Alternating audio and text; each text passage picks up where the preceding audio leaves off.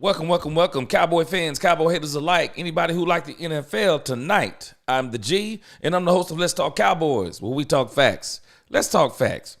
Had some difficulty. The internet went off around here, so had to get everything back, booted back up. Welcome for all of you who are catching this right now. If you catch it on the replay, welcome again. And we're going to talk about the NFL. We're going to go around the NFL and look at some scores and things of that nature. And then the real order of business for me is that the Dallas Cowboys have hit the top 10. The Cowboys have hit the top 10. No, they're not the top 10 ranked team, but they have hit the top 10 in the draft. What's going on, Jose? I guess it'll just be a few of us tonight, but we're going to keep on. And so, it's been a very interesting day of football. I watched the San Diego Chargers. I'm sorry, I'm old school. The Los Angeles Chargers. The Cincinnati Bengals versus the Los Angeles Chargers. It is an absolute travesty that Joe Burrow now has only 4 wins this season. Joe Burrow is playing. Man, I thought Dak Prescott had it bad. I would say that Joe Burrow has it worse than Dak, but Joe Burrow doesn't have it worse than Dak because Dak Prescott would kill for the weapons that Joe Burrow has. When I tell you Joe Burrow, just the fact that he has Jamar Chase and T. Higgins, man, Joe Burrow in the skill positions, Joe Burrow has some weapons. The problem with Joe Burrow, he has no line. Boy, I thought Dak Prescott. Joe Burrow takes absolute abuse in the pocket. And Joe Burrow did enough to win that game. Unfortunately, his kicker let him down. That's why I'm old school. Don't put the game on the foot of a kicker unless his name is Brandon Aubrey. Anybody short of Brandon Aubrey? Nah, I'm not doing it. Jared, Jose, LaQueen, what's going on? So I guess today, let's kind of go around the NFL a little bit. And in particular, though, I talked about 5 games, and then we'll look at some of the other games. I hope that, what's his name? I hope he comes on here tonight, the San Francisco fan. I hope he come on here tonight. Must be nice. Tony Simmons, what's going on? Man, Joe Burrow got a plethora of weapons, but that man's line is atrocious. That man's line is atrocious, bro. That man is literally risking his life back there. Joe Burrow, man. Joe Burrow, he just doesn't deserve that. It's the same thing I say about Dak Prescott. Quarterbacks like that don't deserve that kind of stuff. You got to put the players around them. Because even Joe Burrow, with the season he's having, do we not realize he only has 1 more win than Dak Prescott? Make it make sense. Make it make sense. He should have beat Justin Herbert. Justin Herbert is one of the most overrated quarterbacks to me in the last 5 years. He got Harbaugh now. Maybe he'll do something. But I'm telling you, he flashes. He flashes. If it's not for Cincinnati giving him every opportunity in the second half, that game is over. That game is over if they don't give him every opportunity. They finally gave him. How many times can you expect the defense to hold Cincinnati? How many times? That's just the crying shame. But I want to talk about my top 5 games first, and then we'll get into the draft. Yes! Here we go! So today there were 5 games. One of the games I said that was going to be a pivotal game was the Kansas City Chiefs and the Buffalo Bills. Buffalo is for real. Buffalo is for real. And this stuff just angers me. When I see what Amari Cooper did with Cleveland, and now I'm watching Amari Cooper with the Buffalo Bills,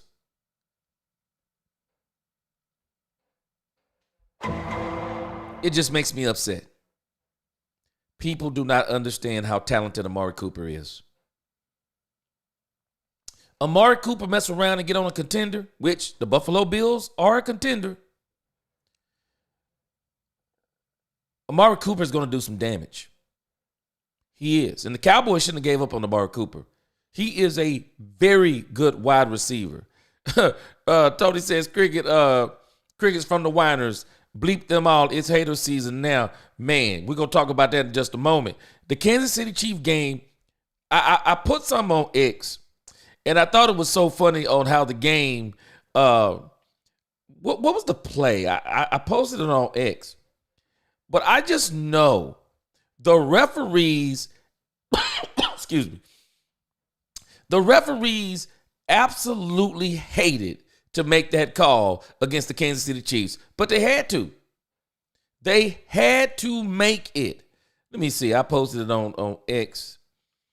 Oh, here it is right here. I posted on X. If you don't follow me on X, please do. I said, I bet the refs hated to call the holding call against the Chiefs just now. The Chiefs get their first loss.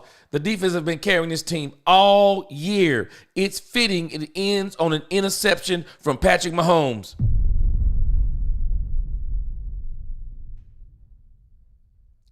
I'm telling y'all, man, when you look at how these teams, everything is going on, we're going to have some fun tonight. We can do whatever we want to. We're going to have some fun tonight. We're not even in it, but I'm going to tell you something about these Dallas Cowboys. I'm going to tell you something about Dak Prescott. Just looking at the game today, looking at these games today, and Joe Burrow, while I'm not saying that Dak has been doing things that Joe Burrow has been doing this year, but looking at Joe Burrow, I'm just like, I mean, we're talking about we feel sorry for Joe Burrow.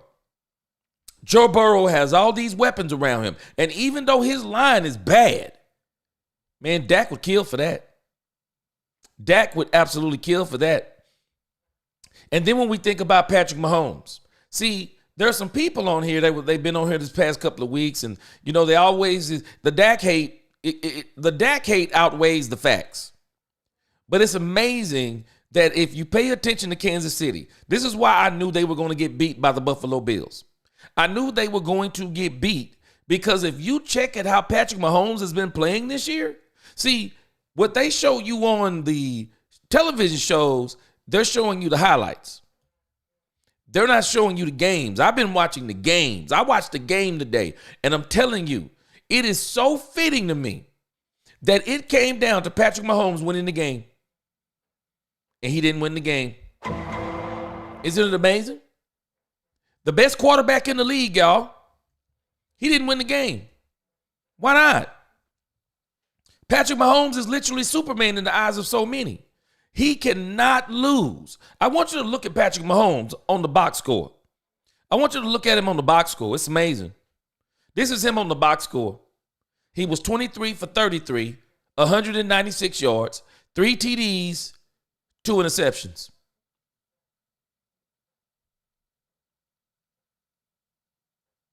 He lost the game for him. He did. He lost the game. But whenever anybody else plays like this, and what people don't understand, this is not the first game, nor the second, nor the third that Patrick Mahomes has been playing like this. He's been sucked. And I hate to even use the word suck in the same sentence with Patrick Mahomes. Let me just say it like this. Patrick Mahomes hasn't been playing well. He hasn't been playing well. And the defense, because Josh Allen, I posted this on X today. There are 3 quarterbacks in this league that I consider running quarterbacks. There are 3 quarterbacks that I consider to be running quarterbacks. Lamar Jackson, Patrick Mahomes, and Josh Allen. And I really kind of put Patrick Mahomes in the category of not necessarily a running quarterback. I put him in the category of a quarterback that runs the ball. A quarterback that runs the ball. But I have to be honest. I'm going to have to start being honest with myself. Patrick Mahomes running is a big part of his game. It is. It's a big part of his game. But when I think about those 3 runners, Lamar Jackson is the best running quarterback in the game. I mean, video game moves, quick, I mean, he does things that you just go, nobody else can do it. No one else can do what Lamar Jackson does. He's the best running quarterback. Then there is what I call the smartest running quarterback. Patrick Mahomes is not a great runner of the ball. He's a smart runner of the ball. Patrick Mahomes, because he's so dangerous with his arm, he will catch defensive backs with their back to him at any given time, including linebackers. They're going to turn their back on him because he's got good receivers this year. He still has Kelsey, but it's his arm talent that they're still afraid of, even though he hasn't been pulling it off this year. So when they turn their back on Mahomes, he's smart. He'll take off. And Patrick Mahomes, I hope Dak Prescott calls Patrick Mahomes in the offseason. These quarterbacks different than me. If I was a quarterback in the league, I would literally be trying to work out with the best quarterbacks in the game, especially if they're not in my division. Now, if you're in my same division, if I'm Dak Prescott, no, I'm not working out with Jalen Hurts. I'm not working out with Jalen Hurts. I'm not working out with the quarterbacks in I'm not working out with the quarterbacks in my division. I'm not even going to work out with the guys in the NFC. But when it comes to some of these guys in the AFC, I probably would. And one thing I've noticed about Patrick Mahomes, he has a coach that works with him on running the ball. I hope that's what Dak Prescott does after he comes out of rehab. Dak, get you a track coach. Hire a track coach. See, Dak needs to be very careful because with the way your team is constructed and how it will be constructed, you cannot afford to be a pocket passer. Dak can't afford to be a pocket passer. Dak is going to have to get him a running coach or a track coach and help him to get back nimble enough and get his feet back together. You can still be elusive at 31, 32, 33, 34, 35. I mean, Aaron Rodgers is still a little bit elusive. Dak Prescott can do it. He doesn't have to be a running quarterback. But I'm saying all that to say because you want to know who is the most ferocious running quarterback in the league that you don't want to see him coming? And the reason why the Buffalo Bills finished off the Kansas City Chiefs is Josh Allen. Josh Allen is the scariest he is the scariest running quarterback in the league. I'm sorry. I'm a cornerback. And I see Josh Allen coming. Man. Some of y'all play football. Y'all play defense. Let me show you something about this dude right here. I don't know if you know just how big this dude is. And then I'm going to get to some of your comments. Look at this. Boy, Josh Allen, cornbread fed, y'all. Josh Allen is 6'5", 237 pounds. Could you imagine being a 6-foot cornerback? Here come Josh Allen. You're a 6'3" linebacker. You 230. Here come Josh Allen. You a safety. 6'1", 6'2", 215. Here come Josh Allen. Josh Allen's a big kid, man. This dude coming at you, man, you're going to have to make a business decision. And you know what's even crazy? Look at Patrick Mahomes' weight. Patrick Mahomes is 6'2", 225. This look different when it's coming at you versus this. See, this right here has to be smart. This right here, Josh Allen ran through them boys. Just ran through them. Look at Lamar Jackson. He just got to this. Lamar Jackson is 6'2", 215 pounds. Lamar Jackson, that's why he's so quick. That's why he's so quick. As some old folks used to say, he a little light in the britches. That's why he's so quick. But this boy, Josh Allen, you tell you something. Josh Allen is scary, man. And that's why he finished off the that's why he finished off the Kansas City Chiefs. And that's another one of the reasons why I kind of figured that they were going to be able to win that game because, he's hard to deal with, man. I'm telling y'all.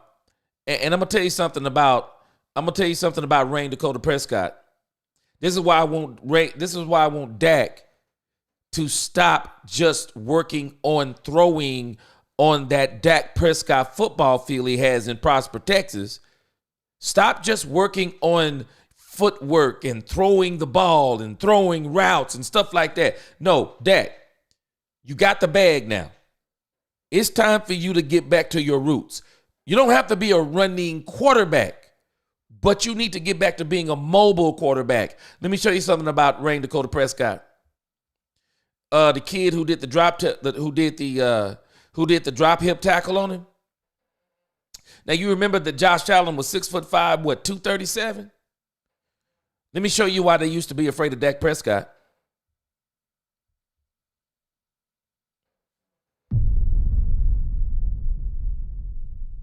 Dak Prescott is 6'2", 238 pounds. Cornerback said when they saw Dak, linebackers, I remember in Dak's first couple of years, the linebackers would say, this dude's a lot bigger than we thought he was. Dak's not a small dude. He's not a small dude. And so for Dak, he's only 31. I really hope I hope his body doesn't give out on him like Tony Romo. I think Dak is going to really have to do what Tom Brady did. And I think what Dak Prescott is going to have to do, he's going to have to do something that's similar to what LeBron James does.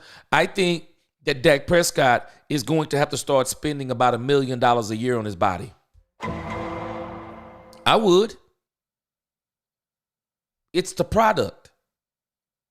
Spend $1 million a year or more on your body. Get you guys who can help you to keep your body in shape. I don't care if you have to do TB12. He needs to get with somebody that can help him as he gets older so he can be like Tom Brady. Man, Tom Brady aged like fine wine. Tom Brady right now, I believe, could still play. He could. He could still play. Jose Quevedo, what's up? Hey, Brandon Aubrey is going to be the highest paid. He is going to be the highest paid kicker. Todd Francis is his agent. That's Dak Prescott's agent. We ain't got to worry about it. Jerry said Herbert this year has actually finally been stepping up. My son was telling me the same thing. I got to see more. Because in the second half of that game, that was Justin Herbert. That's the same Justin Herbert I saw in the playoffs. That's the same Justin Herbert that got his coach fired because he couldn't score a touchdown in the second half to put a team away. Now, keep in mind, I want y'all to understand something. His defense is ranked number 6 overall. His defense is ranked number 6 overall. And so they give him opportunities. The Cincinnati Bengals, if I'm not mistaken, the Cincinnati Bengals were the first team, I think, to score more than 20 points on them. The first team to score more than 20 points. Got a pretty good defense. So, see, people don't understand. Every time I look at these teams play with these good quarterbacks, I'm like, why doesn't our quarterback have that? Let me tell y'all something. People would have destroyed Dak Prescott. They would have destroyed Dak Prescott for the second half that Justin Herbert had. They would have destroyed Dak Prescott because I'm telling you, he did absolutely nothing in the second half. He did nothing. He was Justin Herbert. And I'm telling you, Justin Herbert, to me, he is the most overrated quarterback in the last 5 years. But I've noticed something about these quarterbacks like the Justin Herberts who've done nothing. They give him every excuse for losing. They give him every excuse for choking. It's everybody around his fault. His fault. Everybody says, oh, well, it's Dak's fault. That's why he no longer has Kellen Moore. Now it's Mike McCarthy. No, Dak carried those coaches. Justin Herbert is on his, if I'm not mistaken, Justin Herbert is on his third coach.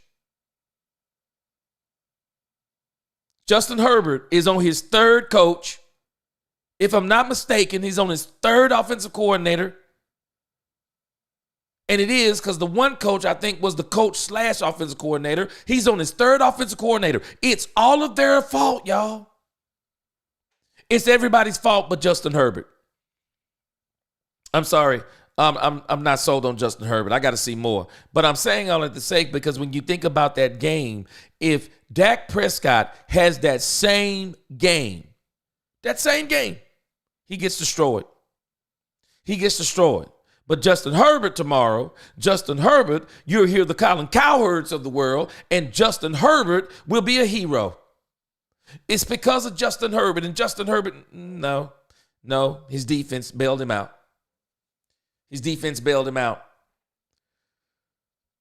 And I'm actually laughing because the Dobbins kid, do y'all know the Dallas Cowboys could have got him? Cowboys could have got Dobbins cheap. They could have. I mean, even if you didn't want Derrick Henry, even if you didn't want Aaron Jones,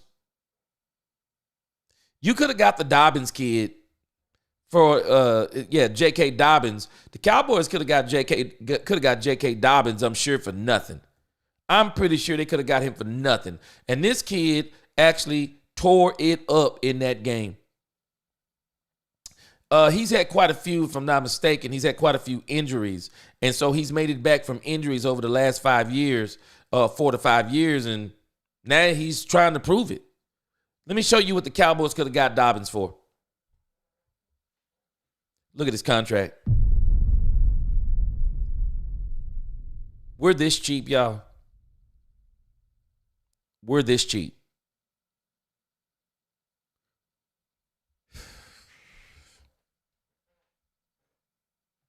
I don't even know what to say. All I can tell you is we're that cheap. We're that cheap, y'all. So y'all tell me, of these two people, which one of these would you rather have? Zeke, base salary 1.2, signing bonus 375, roster bonus 375, cap hit $2 million. Or would you rather have J.K. Dobbins? Base salary of $1 million, signing bonus $50,000, roster bonus $50,000, roster bonus $30,000. He's hitting you for 1.1. Who would you rather have? How much you bet that J.K. Dobbins would be doing 10 times better than Ezekiel Elliott? It's crazy. It's crazy. I don't understand why we didn't give this kid a call. I don't understand it. I do not understand it. Jared says the Niners will struggle this season to make the playoffs. Yeah, we're gonna get to them in just a moment. Jim Harbaugh did Herbert a favor by getting him a run game. Yes! Here we go!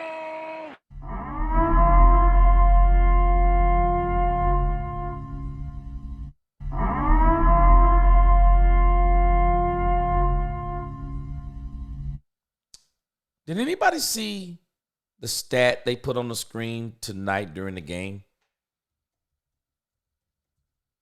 Do y'all realize that Justin Herbert was eating off of play action? It's amazing what these coaches do that are smart.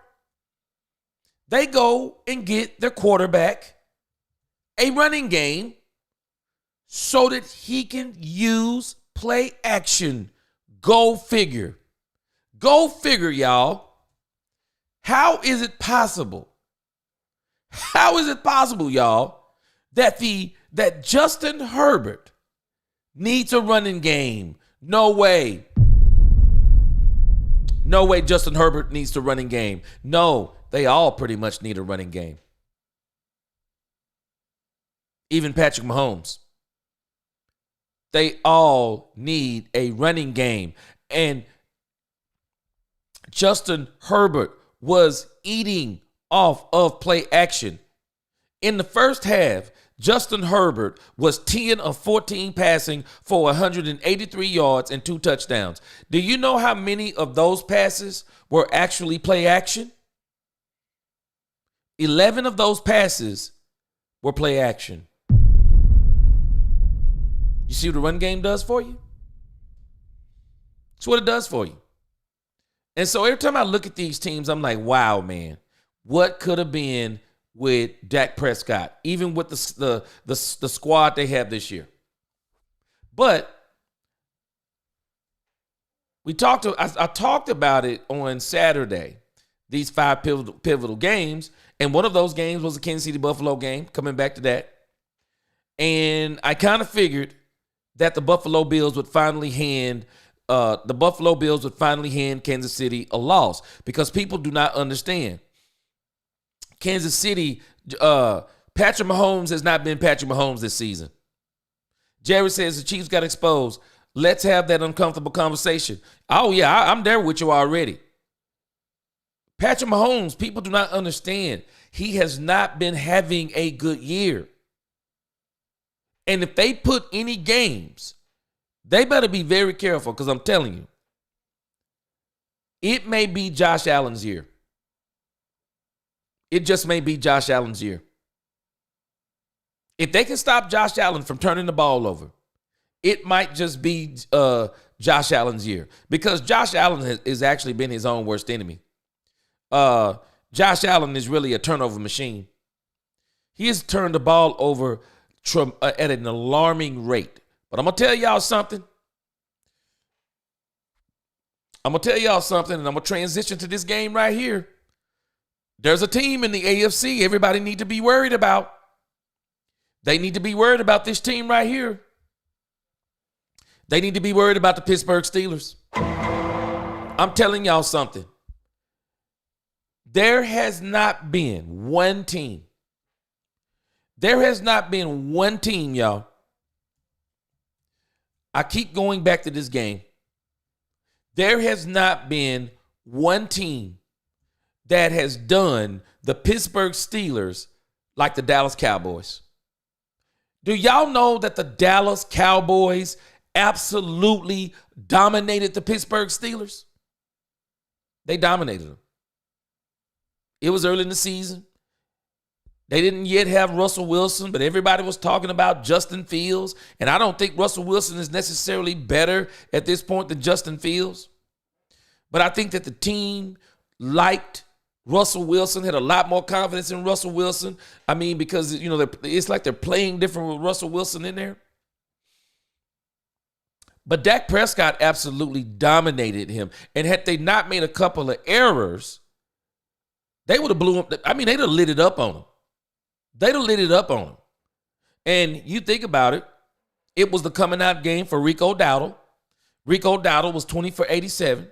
The Cowboys stopped the run. They stopped Najee Harris, 14 for 42 yards. I mean, the Cowboys, it was like they almost played a complete game. And guess what? They didn't even have Micah Parsons.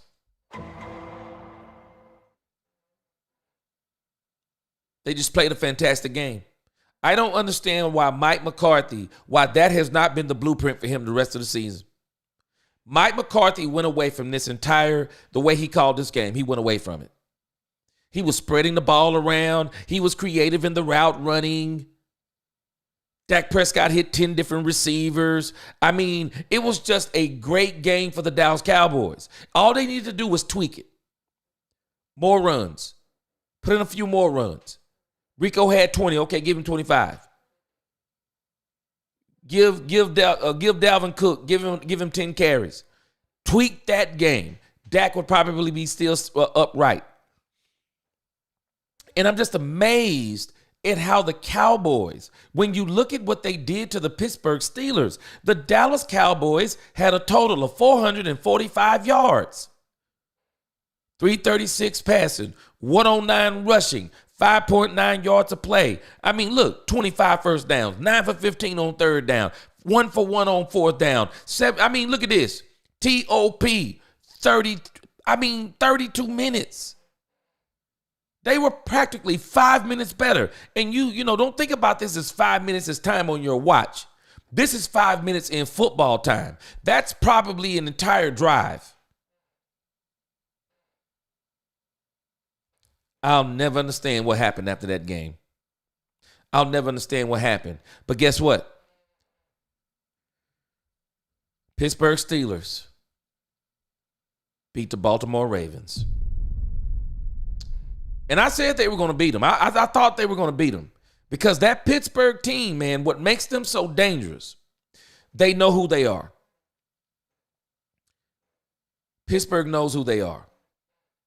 And when a team knows who they are scary.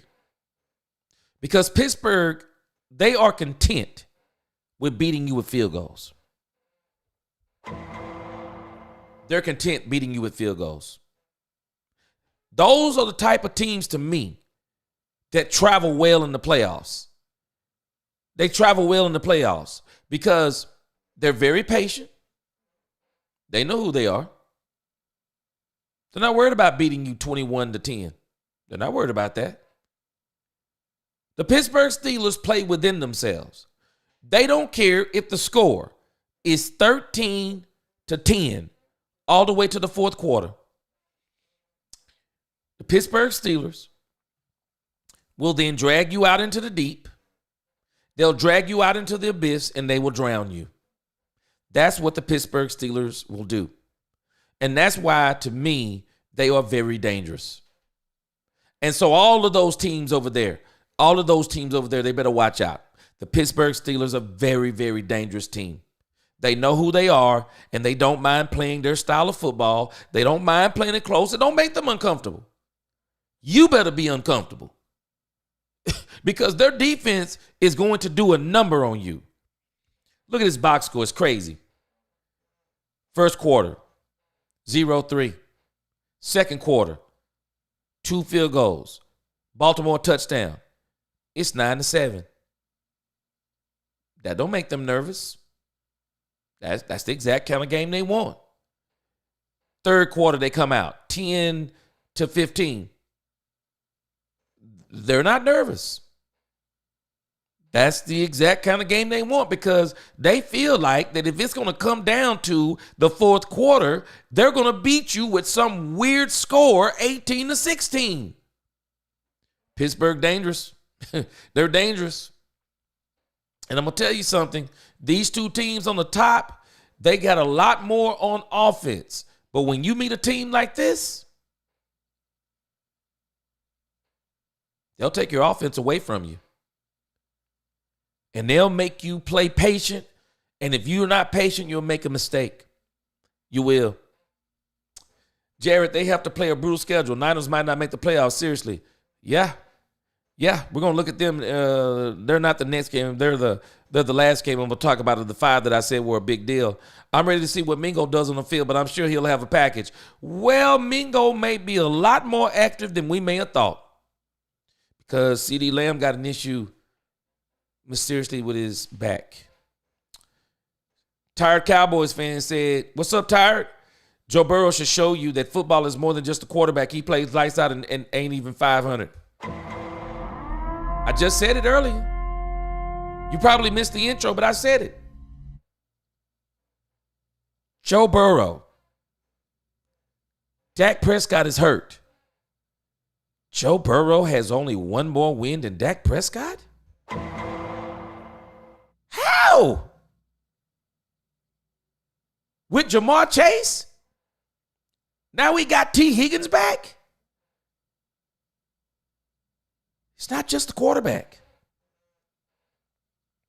He doesn't have a line. Defense is pretty suspect too. Joe Burrow's defense is suspect. that thing is suspect, man. How do you ball like Joe Burrow balling? You got 4 wins? Isn't it amazing? But they killed Dak Prescott for that. Oh, he's just stat pad. He's just padding stats. Joe Burrow was behind at the half too. But if Dak Prescott tries to come back at the half, well, he had not fallen behind at the beginning, well, he wouldn't have to do that. Joe Burrow does it, though. He's the best thing since sliced. He's the best thing since sliced bread. Joe Burrow is top 5 in the league. They move it all the time. They move it on Dak Prescott. Tony Simmons says cardiac kids eventually will lose just like Atlanta, and now the Chief luck runs out. Hey, let me tell you something. Boy, it ain't going to be no more luck now. And them Buffalo Bills and them Steelers said we come to contend, and still don't count the Ravens out. Don't count the Ravens out. Harbaugh is the coach of the Chargers. We definitely not counting them out, and I'm telling y'all, and I'm going to get to them in just a moment before I bring this point up. There's another team on here I'm going to show you about. What's going on, Buddha? Salute to the chat and channel. Appreciate you. How long will that be out, regardless if you're coming back or not? What's the status? Just wondering. Salute. Okay. How long will that be out? Okay. Let's see. Wait, hold on.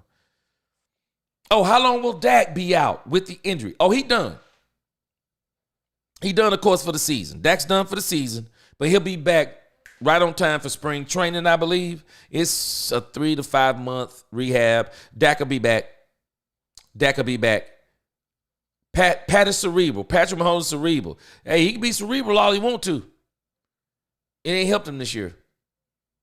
It just hasn't helped him this year. What's going on, Danny? I always said Russell Wilson was the master at just is getting just enough for the first down and getting out of bounds. Yeah, Russ. See, he plays Mike Tomlin type of football. Mike Tomlin don't care about winning with all the pizzazz. He just want to win. And everybody was saying, "Oh, Mike Tomlin not gonna win." Blah blah blah. He's only 8-2. Wilson slid a lot. Yep. Wilson plays a lot smarter. He plays a lot smarter. Mike said they already won today. Okay. It's just help me out with who we're talking about. But yeah, Dak is out till next year. What's going on, Freddie? Josh Allen is more talented than Patrick Mahomes. Now, let's be careful. I've already had this conversation. Yes. Talented, yes. Better quarterback, no.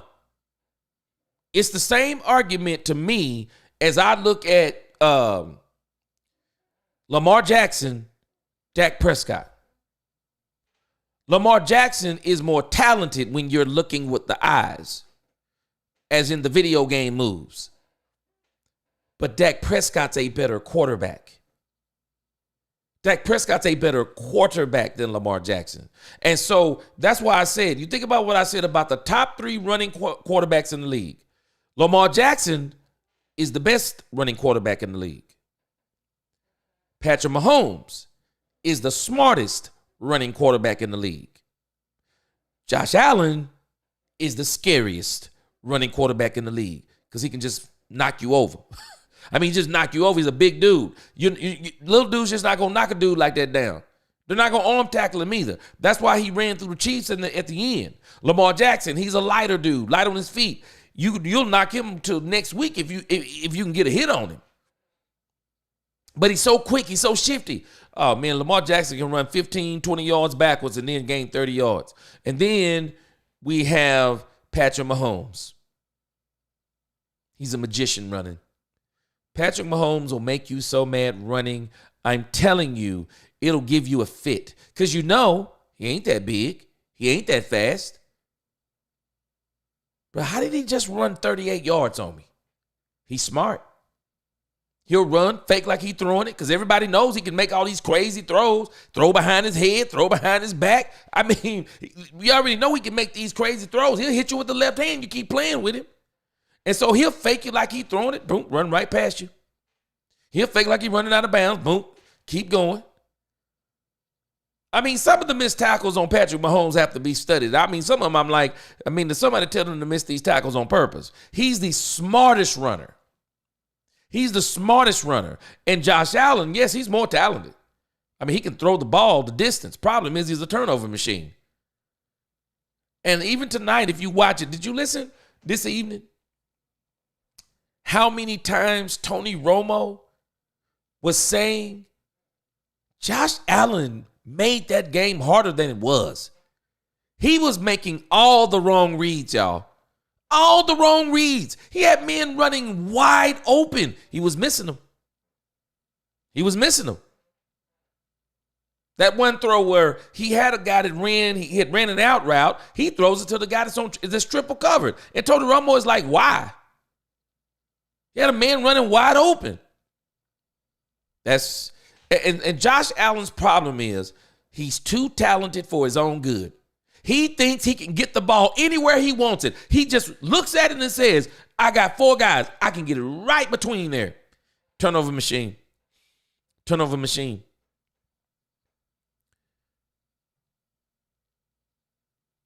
The ankle injury messed up his mental. Who are we talking about here?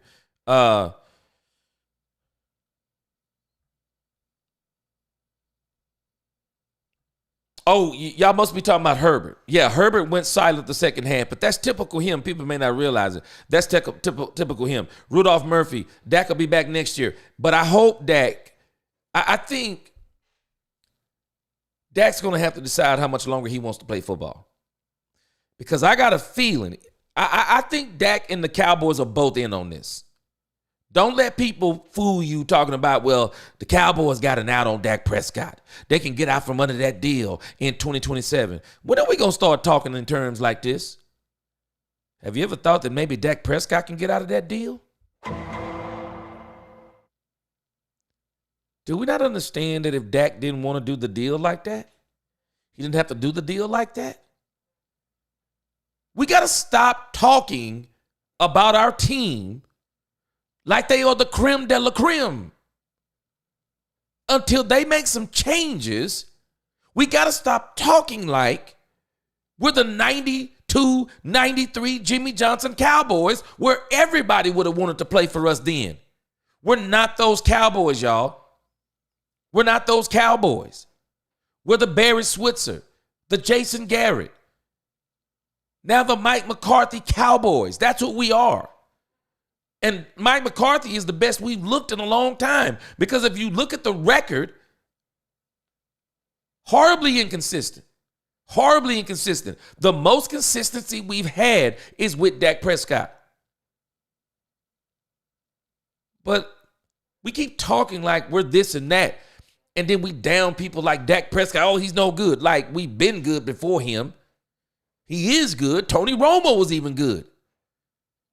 We just haven't been good as a franchise because of the decisions that Jerry Jones is making. And so we have to stop acting like we're the creme de la creme as if Dak Prescott, we did him a favor. You ever thought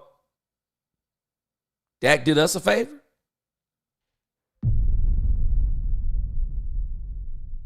Dak needs to make a decision because that deal is not just for the Cowboys to get out of that deal. That deal is for Dak is saying, I want to fix this deal to where I can get out of this deal also and be 34 years old. And if I still want to play another 3, 4, 5 years, I can do that. Because I believe Dak can play till he's 40 if his body don't give out on him.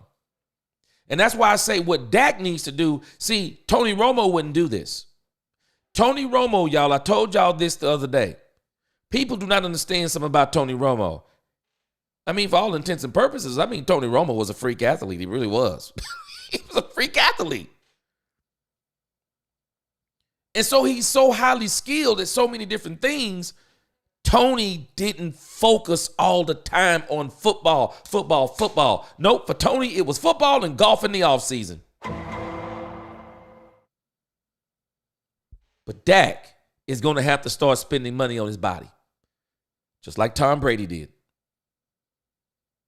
If Dak want the chip, if Dak want to really add to his repertoire, his game, Dak is going to have to get back to being Dak. He's going to have to get back, not necessarily running the ball, because I don't want him running the ball. Get him a running back. But also, but what I do want to see, Dak, you got to get back mobile. You got to get back mobile. You got to be able to get away, slide. Get away, slide. Get away, throw it on the run. I mean, he's going to have to do that at the rate this line is. He is. Dobbins hasn't been healthy in 3 years. That's why they got him for Cracker Jacks. And you imagine, but you got Dobbins and you got Rico Dowdle. You put Dobbins on that limited snap count. You put him on that limited snap count. And then maybe you can keep him healthy. Because I guarantee you that's what they're going to do. That's what they're going to do in Los Angeles. They're going to keep him healthy. They're going to keep him healthy. And so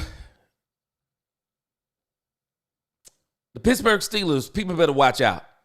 Steelers have a defense. They got a run game. And both of those things, I told y'all yesterday, travels in the playoffs. Travels in the playoffs and travels well. Yeah, everybody's been talking about this, Jose, that they need to put Micah Parsons at linebacker.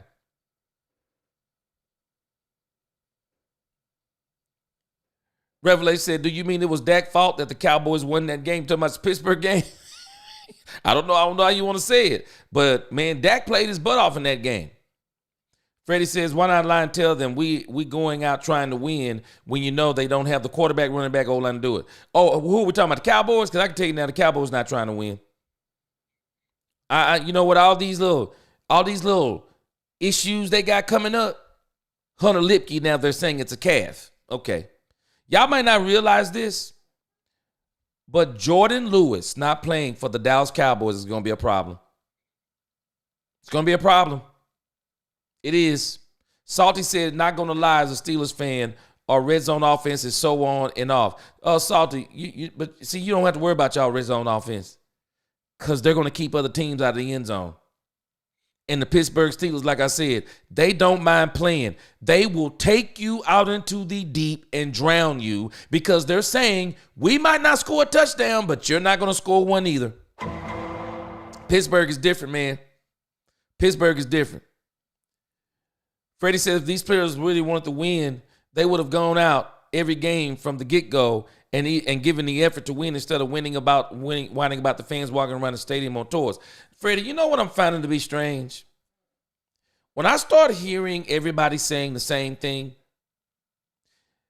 I was talking about this yesterday. I thought it was strange that it's like they're all saying the same thing. It's like they're reading a script.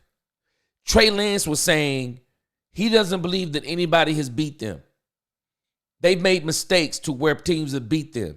Michael Parsons said that in his press conference. Michael Parsons said, we have confidence in the guys in this room. CeeDee Lamb said it, confidence in the guys in this room. Ferguson said, we got confidence in the guys in this room. Tolbert said, we got confidence in the guys in this room. And I'm like, are we watching a different season? The Cowboys are talking like they're about to go on some magical school bus run. Are we watching a different season? I'm like, what's going on? Do they all have a script? It's odd to me, and I'm telling y'all, I keep saying the same thing. People can say whatever they want to.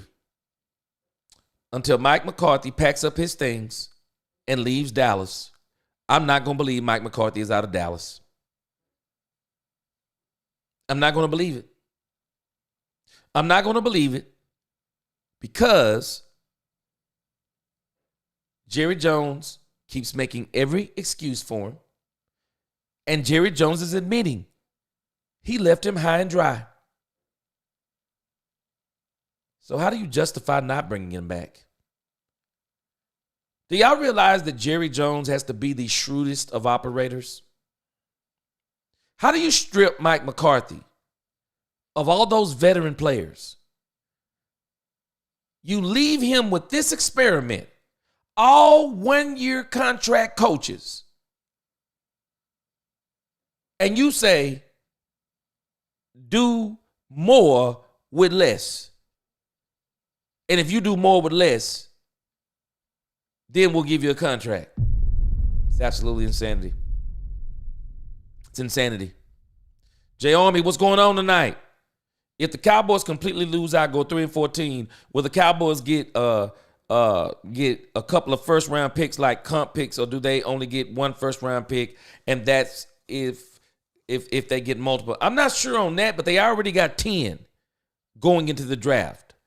Now, what I've been saying, I think the Cowboys got a chance, and we're going to look at it tonight. I mean, depending on how long y'all want to stay up, but I think the Cowboys got a chance to crack the top 5. Because strangely enough, it don't seem like those teams that are in the top 10, it don't seem like they want to lose. Admirable to me. Admirable. Same time, kind of crazy. It all depends on how you look at it. I keep hearing rumors about Jason Witten wanting to be the next coach for the Cowboys. I'm telling y'all, I'm not saying I'm through with the Cowboys if they get Jason Witten, but I'm through with the Cowboys if they get Jason Witten. Jason Witten does not need to be a coach.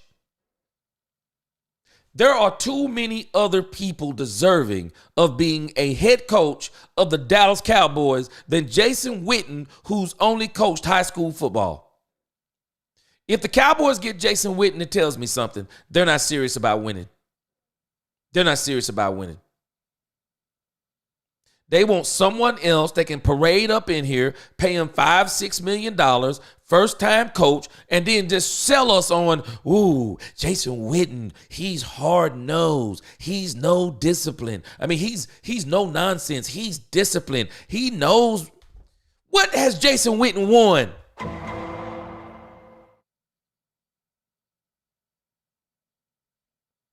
Don't bring me somebody who hasn't won trying to tell me now we're going to win. Don't bring Jason Witten up in here. It's crazy talk. Don't bring Jason Witten up in here. Shame on Jerry if he does it. I don't think he should even bring in Kellen Moore. Salty highlights, I'm with you. People better stop playing. Pittsburgh Steelers will drag you out in the deep and they'll drown you with that defense. They're nice like that. So Tech says, I hope Ray, well, I don't know what you call what you're doing, but I guess you like to beat your head up against the wall and skate uphill because Dak is coming back. But why would the Cowboys not put Dak on season-ending IR when he's still on the 53-man roster? Are they stalling time on Dak? Oh, I'm not sure, but I thought he was already on injury reserve. He's not coming back. He had the surgery on Wednesday, and they've already said he's not coming back. Why the fans wanting Deion Sanders as the next head coach for 2025? Do people not understand that the NFL football is different than the way colleges? I mean, this is ridiculous. Daniel, can I key you in on something again? And I'm with what you're saying, but let me add something to what you're saying. Why do the fans think Deion would want to come here? College coaches are treated like royalty. Deion Sanders doesn't need the Dallas Cowboys. He's already famous. Deion don't need the Cowboys like some of these other coaches so everybody will know their name. No, everybody already know Deion Sanders' name. Deion Sanders is one of the biggest name in sports. Deion don't need the Cowboys. All these other people need the Cowboys. Why does Deion need the Cowboys? Why does he want the headache? Why would he want to deal with Jerry Jones? Why would he want to... Deion don't have to put up with what Mike McCarthy put up with. Mike McCarthy won a Super Bowl with Aaron Rodgers. But in actuality, it's a travesty. He had him 13 seasons and only won one Super Bowl. Deion Sanders has played at the top of this game. Multiple Super Bowls. He's been a winner at every level. World Series in baseball. Dual sport. dual threat, both sides of the ball. Deion is in Colorado. Do we not realize something? Why would he come here and give up all of that prestige? They're treating this man like royalty out there. Deion can stay in Colorado for the next 5 to 10 years. He'll never want for nothing. Them people are going to take care of Deion Sanders. I'm laughing. Why do people think that Deion will want to come here? In college, unlike the pros, it might take you 2 seasons to rebuild a team. It's not going to take that long to rebuild the Cowboys. The Cowboys have something that most teams, when they're trying to rebuild, don't have. They have exactly what they need. They got the quarterback. They got the wide receiver. Micah Parsons, if they're moving back to linebacker, they got a good piece on defense. But boy, they got the Marion Overshown. That dude is show enough. The Cowboys got pieces. Deron Bland gets healthy. They have pieces. Their line, they got BB at the center position. I think Guyton is probably going to move to right tackle. The Cowboys got pieces. All they need is a great draft, running back, wide receiver, maybe a lineman, defensive, especially I would say nose tackle. Get somebody that can get up in the middle. Get you another cornerback. Shiloh Sanders, I believe, is coming to the Dallas Cowboys in the 5th round. You'll have 5 more picks. You can kind of fill in the rest. Go into free agency. I'm willing to bet everybody this will be the year that Jerry Jones will do something in free agency, because to me, that's the only way you pull in a Bill Belichick. That's the only way you pull in a Ben Johnson, which I don't think Ben Johnson's going to come here. I'll be shocked if Bill Belichick comes here. That's the only way you pull in a Deion Sanders. Now, if they mess around and get a Jason Witten or a Kellen Moore, nothing's going to happen. It's going to be business as usual, and the Cowboys will be able to do anything they want to because there'll be no pressure on them. Deion's not going to leave Colorado when he can just rebuild his team in 1 season with the NIL money and the fact that I'm Deion Sanders and I can get your son into the pros if he plays for me. It's all about the recruiting game in college and the NIL money, and Deion already has the prestige. I'm laughing. I mean, we're talking about why would we want Deion? The question is, to me, is why would Deion want us? Why? Bill Belichick, he doesn't have a job. Deion Sanders has a job. Tony says only reason why any coach would want to come to Dallas is because they were unemployed the year before. Nobody wants to deal with Jerry. Tony, I'm telling folk, and we're not understanding this, we're not the creme de la creme. One, who wants to deal with Jerry? Y'all ready for the other part? Who wants to deal with the media? You're always going to be in the media if you're the coach for the Dallas Cowboys. You ready for number 3? Who wants to deal with this 15 to 25% toxic fan base of the Dallas Cowboys?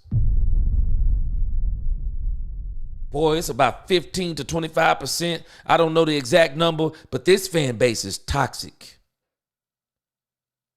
It treats its quarterbacks like absolute trash. I don't care how good they were, how good they are. They treated Tony Romo like trash. They're treating Dak Prescott like trash. We could get Shedeur Sanders and Travis Hunter. Shedeur Sanders come up in here and don't win. He might come up in here and win the first season. We'll put him up on the pedestal. He don't win the second or the third season. We'll call him trash. We'll destroy him in the media. We'll say everything is wrong with him, and we won't even acknowledge what he does or what he doesn't have around him.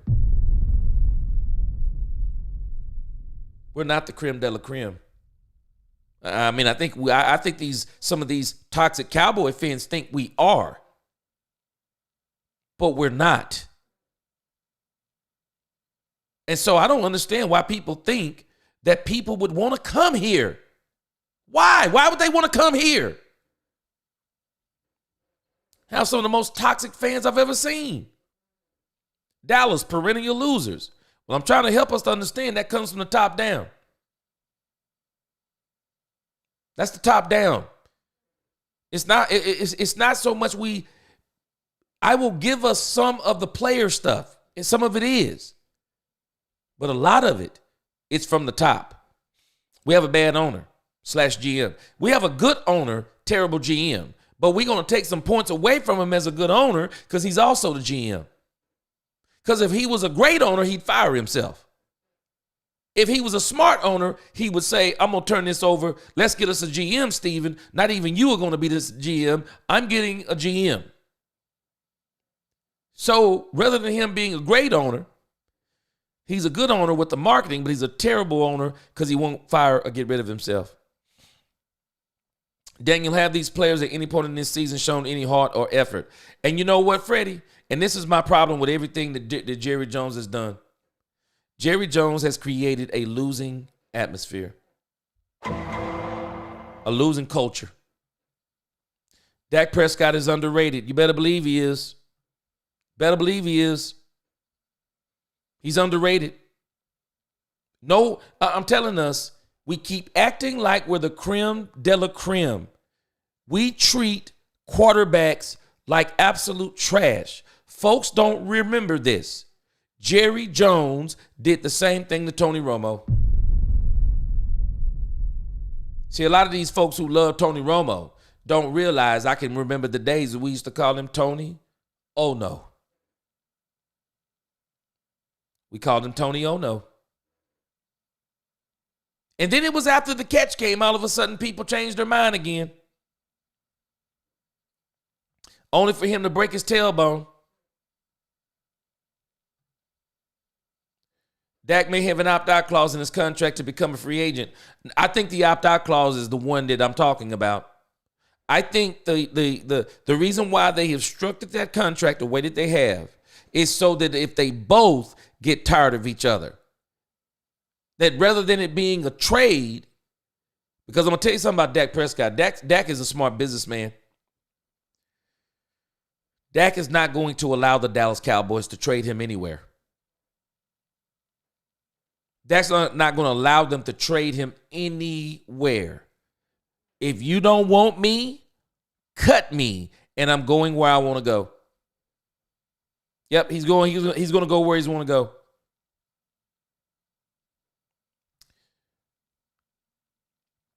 I think I will agree with you, Daniel, that the Cowboys have had some players. I think they have had some players that have been actually playing. I mean, Overshown is out there giving it all he got. BB is out there giving it all he got. I agree with you on that. I'm not giving you Micah. Micah is one of these players they're talking about that's not focusing on football enough. Lamb has been too much of a diva this year. He's been too much complaining. Man, I'm not even giving you Diggs. I'm sorry. I would have traded Diggs. Diggs just not doing it.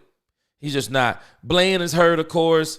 Martin is giving it his all, but Martin, for whatever reason, is not the same. Rico has been underutilized. Rico is trying to prove he is who he is. Dak Prescott, of course.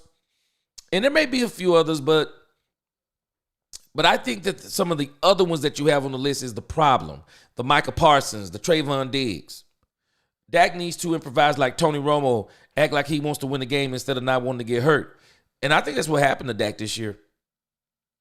When you play not to get hurt, you get hurt. When you play not to get hurt, you get hurt. And I think, like I told y'all early in the season, what happened to Dak Prescott? Dak Prescott knew exactly what Jerry was doing. And I'm telling y'all, I keep hearing these conversations keep ringing in my head. First, Dak says, I don't know what Jerry is doing, but this is what I think he's doing. He's all in on players that we have. How you know that, Dak? That's not a guess. You told it exactly like it is.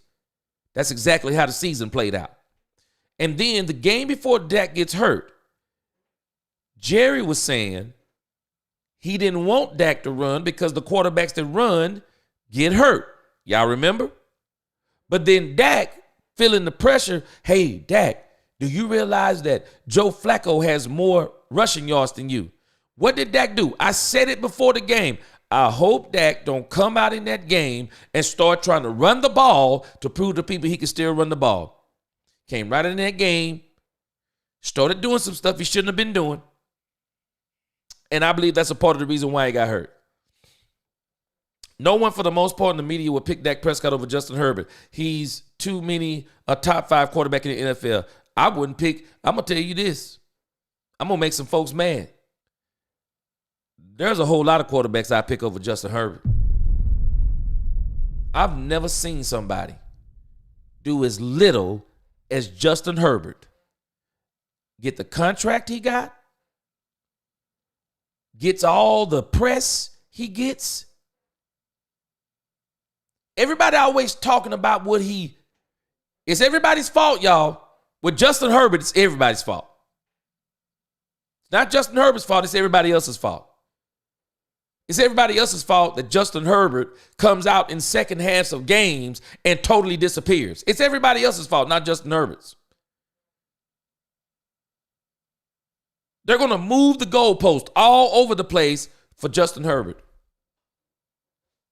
There are so many quarterbacks I'd pick over Justin Herbert. So many quarterbacks I'd pick over Justin Herbert. He's done absolutely nothing. And if you compare what Dak did in the same amount of time that Justin Herbert has done, it is mind-blowing. I promise you. It's staggering. It's staggering where he is versus Dak Prescott. I don't understand all the Herbert talk. Tony says, I've been rehearsed to say that listening to Jerry audio tapes, we all believe in our guys. Isn't it strange, Tony? They're all saying that?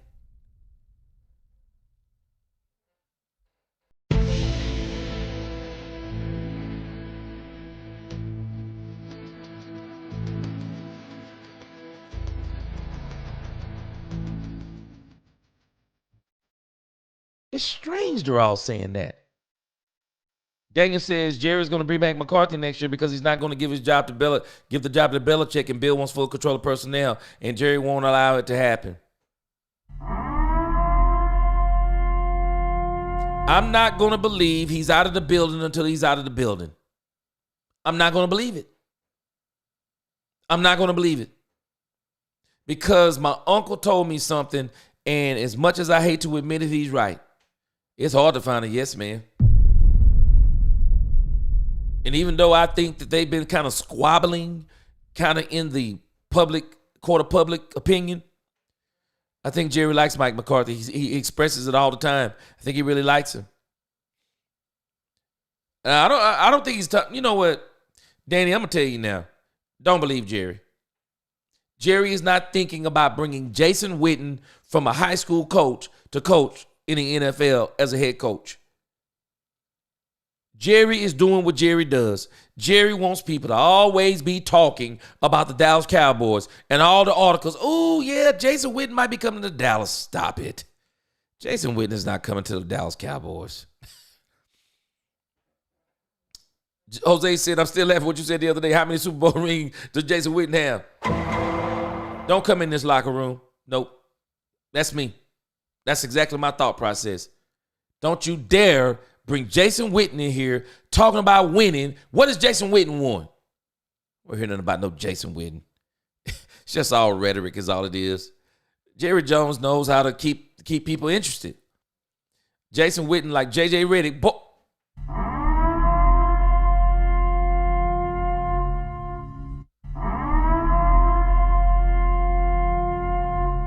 Say it for the people in the back.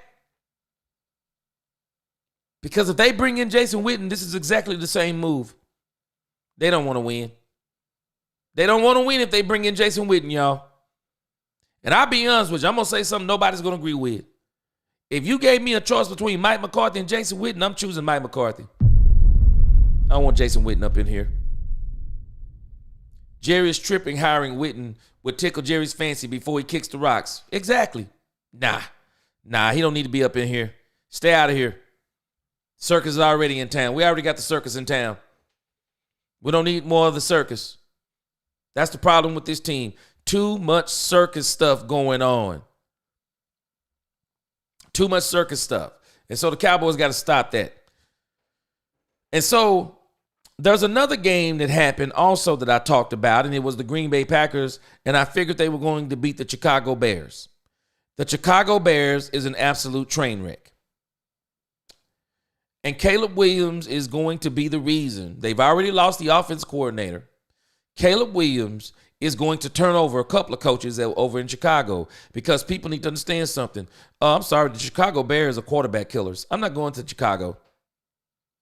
There are 3 teams I would not go to as a pro. They'd have to trade my pick. They'd have to trade my pick. They'd have to do something else. There are 3 teams I wouldn't go to as a quarterback. I'm not going to the Chicago Bears. I'm not going to the Cleveland Browns. And I'm not going to the New York Jets. I'm not going to those teams. They are absolute quarterback killers. And Green Bay, I figured they were going to beat them worse than what they did. But the Green Bay Packers, they barely pulled it out. Barely pulled it out against the Chicago Bears. And so Green Bay is still holding on, if I'm not mistaken. Let's see here. I think they're still Green Bay is still holding on to that number 6 spot. Probably not in danger, except for the Seattle Seahawks.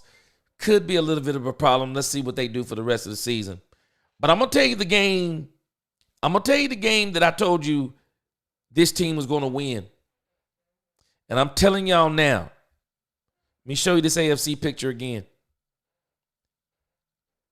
They better be very afraid of this team right here.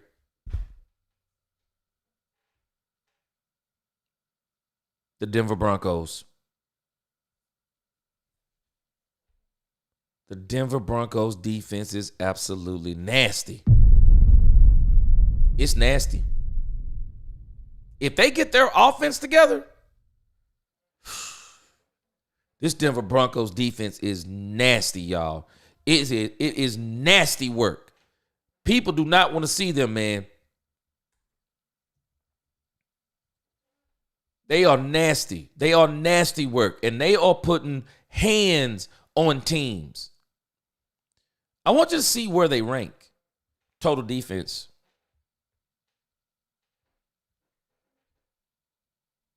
The Broncos are number 5.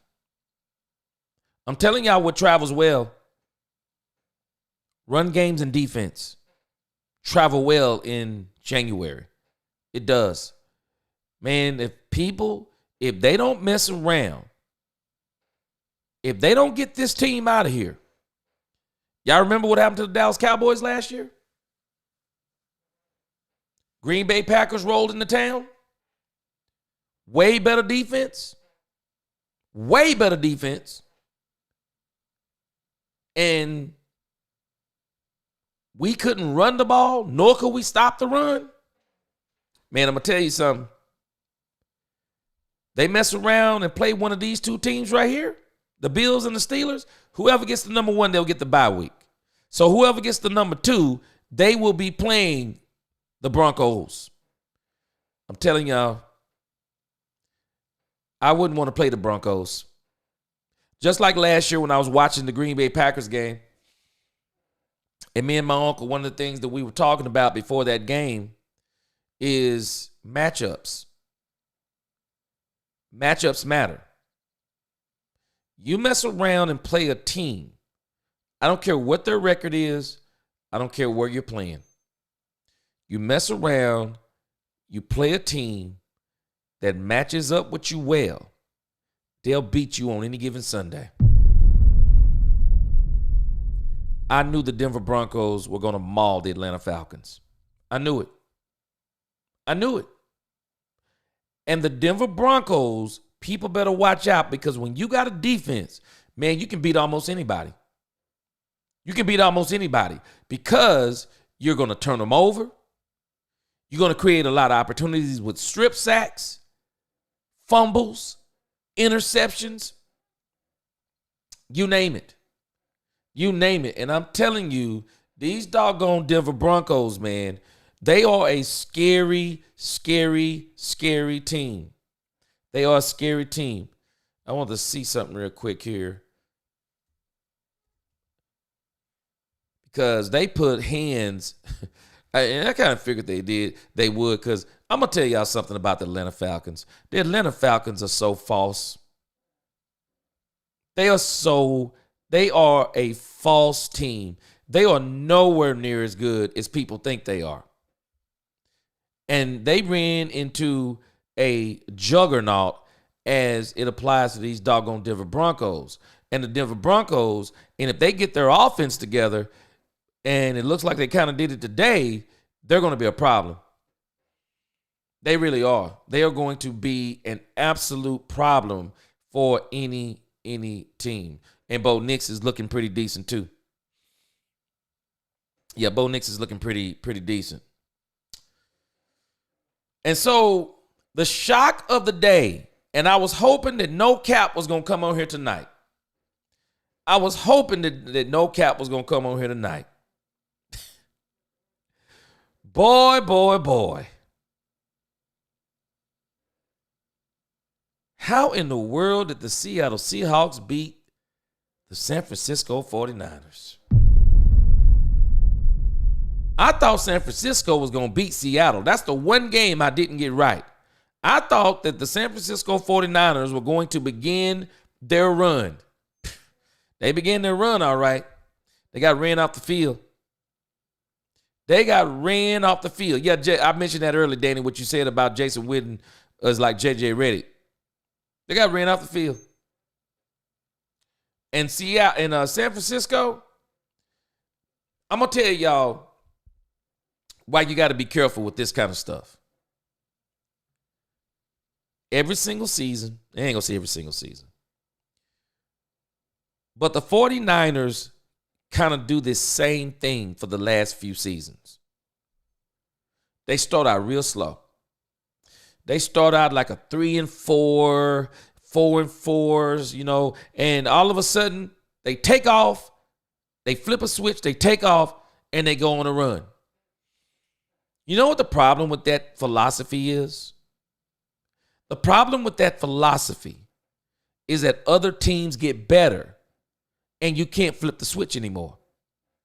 Because where you used to could flip the switch because you were superior to other teams, the reality is you're not superior to all these teams anymore.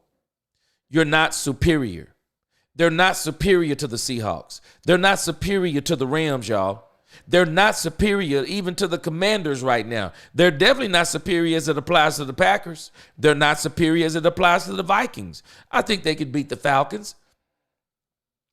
I mean, you think about the Cardinals. They're in the same division with the Cardinals, so I'm sure there's a showdown coming up between the 49ers and the Cardinals, so they could still find their way into probably the fourth spot. The Falcons aren't that strong. But I think the problem is for San Francisco and every team in the NFC is this team right here. The Lions are a juggernaut. You're not going to be mediocre. You're not going to be mediocre and beat the Lions. You're not going to do it. These guys are too talented. They have built a supreme team around Jared Goff. GM, coach, head coach, and I'm going to put the quarterback. I'm going to tell you something. This may not sit well with some. But if I'm the quarterback, I don't mind not being the best player on the team. I actually hope you do have players better than me on the team. Because if you got players better than me on the team, then if I will just get them the ball, we're going to win. We're going to win.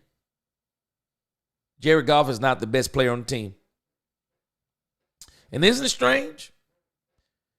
The 1 and the 2 team, the first and the second team in the NFC, you want to know something that's insane? Neither one of them are the best players on their team. I had to really think about this with Jalen Hurts. I like Jalen Hurts. But the reality of that team is Saquon Barkley is carrying the team. And I bet you this. I bet you Dak Prescott wish he had those problems.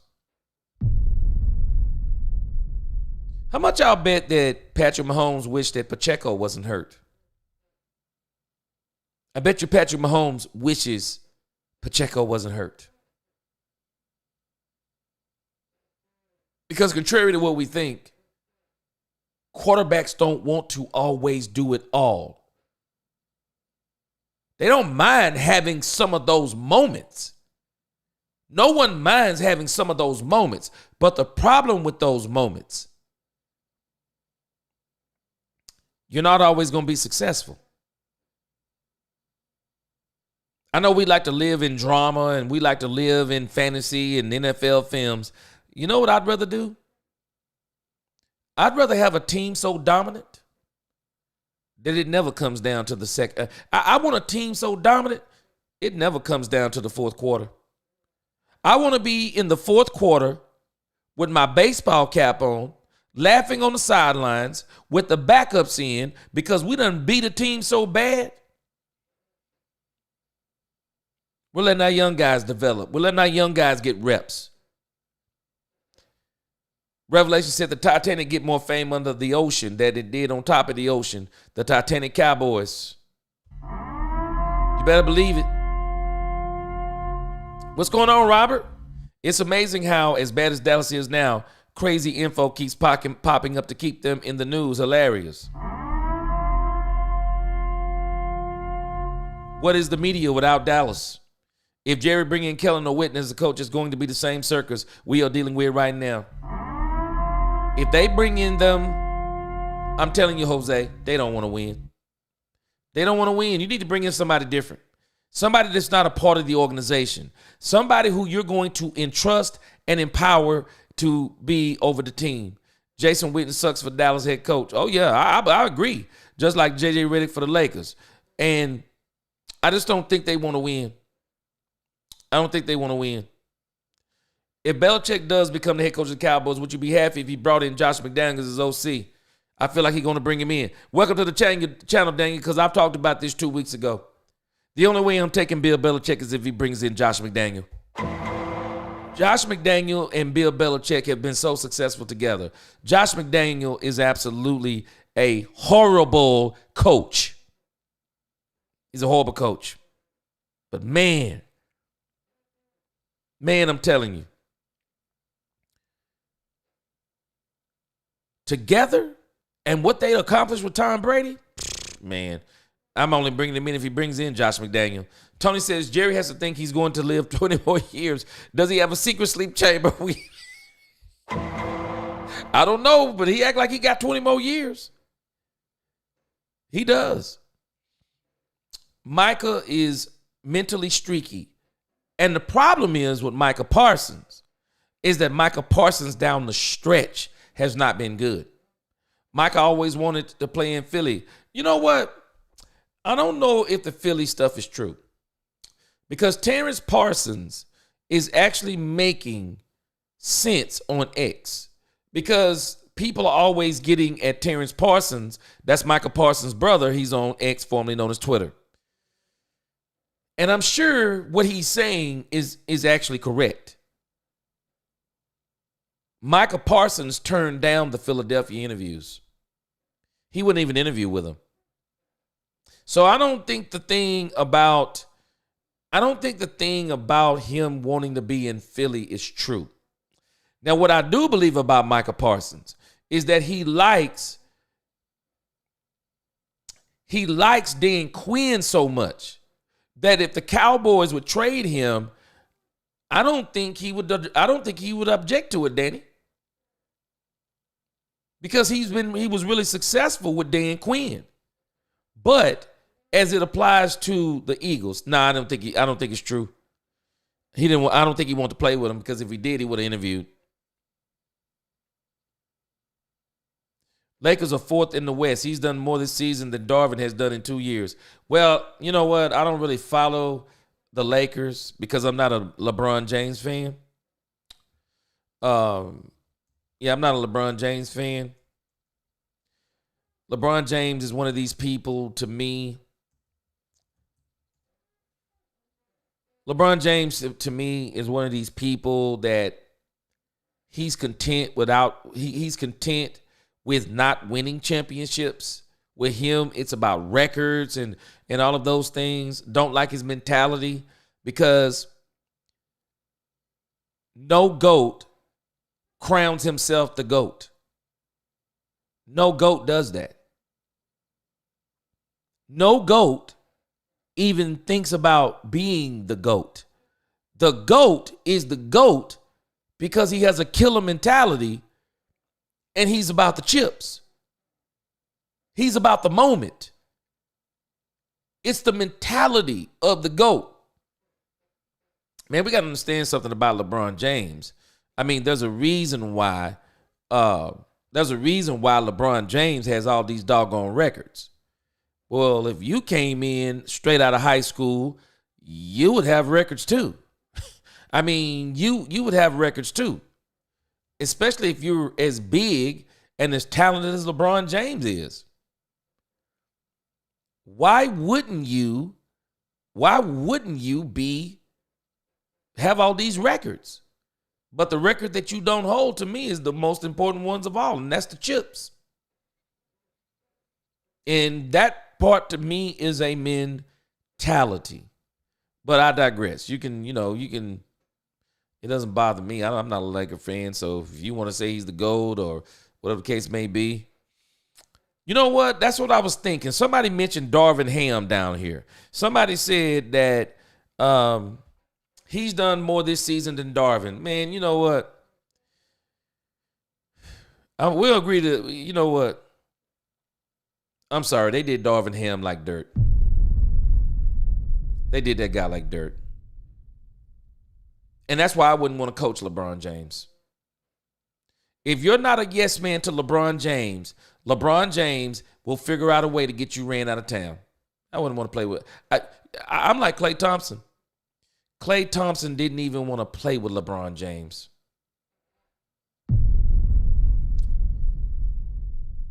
Let's see. This guy here, for example, and we're just talking. It's late night. We can do whatever we want to do. This is the Cowboys, but, the Cowboys, we're going to get to where we are with the Cowboys. But, you take this guy, even Frank Vogel. I think that's the one up. Yeah, Frank Vogel. This guy takes the Lakers to the championship, and they get rid of him because LeBron James. Do we not understand J.J. Redick is a LeBron James hire and not a Los Angeles Lakers hire? They're basically letting LeBron James do what he wants to do. You know how we know? His son is not even good enough for the G League. I'm going to start another channel in probably around February called Let's Talk Sports. Well, I'll be talking about more than football. But I feel so sorry for Bronny James. I feel so sorry for him. His father has him in the NBA playing on a prestigious team like the Los Angeles Lakers. And the Los Angeles Lakers are just like the Dallas Cowboys now. They are an absolute circus. Jeannie Buss is running that team like a circus. She no longer cares about winning. She only wants people in the seats. She only wants to sell the tickets. She only wants the TV money, whatever the case may be. Jeannie Buss wants everything but winning. And it shows. There is no reason why LeBron James' son, and shame on LeBron James. I just can't believe you would embarrass your son. I would never embarrass my son like that. I wouldn't. And I'm not saying anything bad about LeBron. See, I'm not going to talk bad about Bronny. It's not his fault. The honest truth is he's not good enough. He's not. He's not good enough, y'all. And I'm going to tell you something that people don't even want to admit. Do you realize people say, oh, yeah, he's the GOAT because he got his own son into the NBA? Michael Jordan would never get his sons in the NBA because he has too much pride. Michael Jordan would tell his, no, you're going to work your way in. Because I'm going to tell y'all something. Do y'all not realize that Michael Jordan's sons both were better than Bronny James? Both of them. Both of them were better than Bronny James. And one of them could have actually made the pros. Jordan didn't try to put him in the pros. He didn't. Man, y'all don't realize something. Carmelo Anthony's son, now he's a beast. Now he's a beast. LeBron James' youngest son, he gonna be a beast. But Bronny James, it's a travesty what LeBron James is doing. That's why for me, I'm not gonna make it to LeBron James, but I can't deal with LeBron James. I can't do it. I can't do it. I could never play with a player like that. It's crazy. It's crazy. And that's why I say, to me, the Lakers and the Cowboys, they're almost one and the same. It's a shame what they're doing to these legacy franchises. It's a shame. Tony Simmons says yanking the play calling from Mike is the only thing that needs to be done. Get a real scheme on offense and get a coach that can stop the run for a change. Tony Simmons?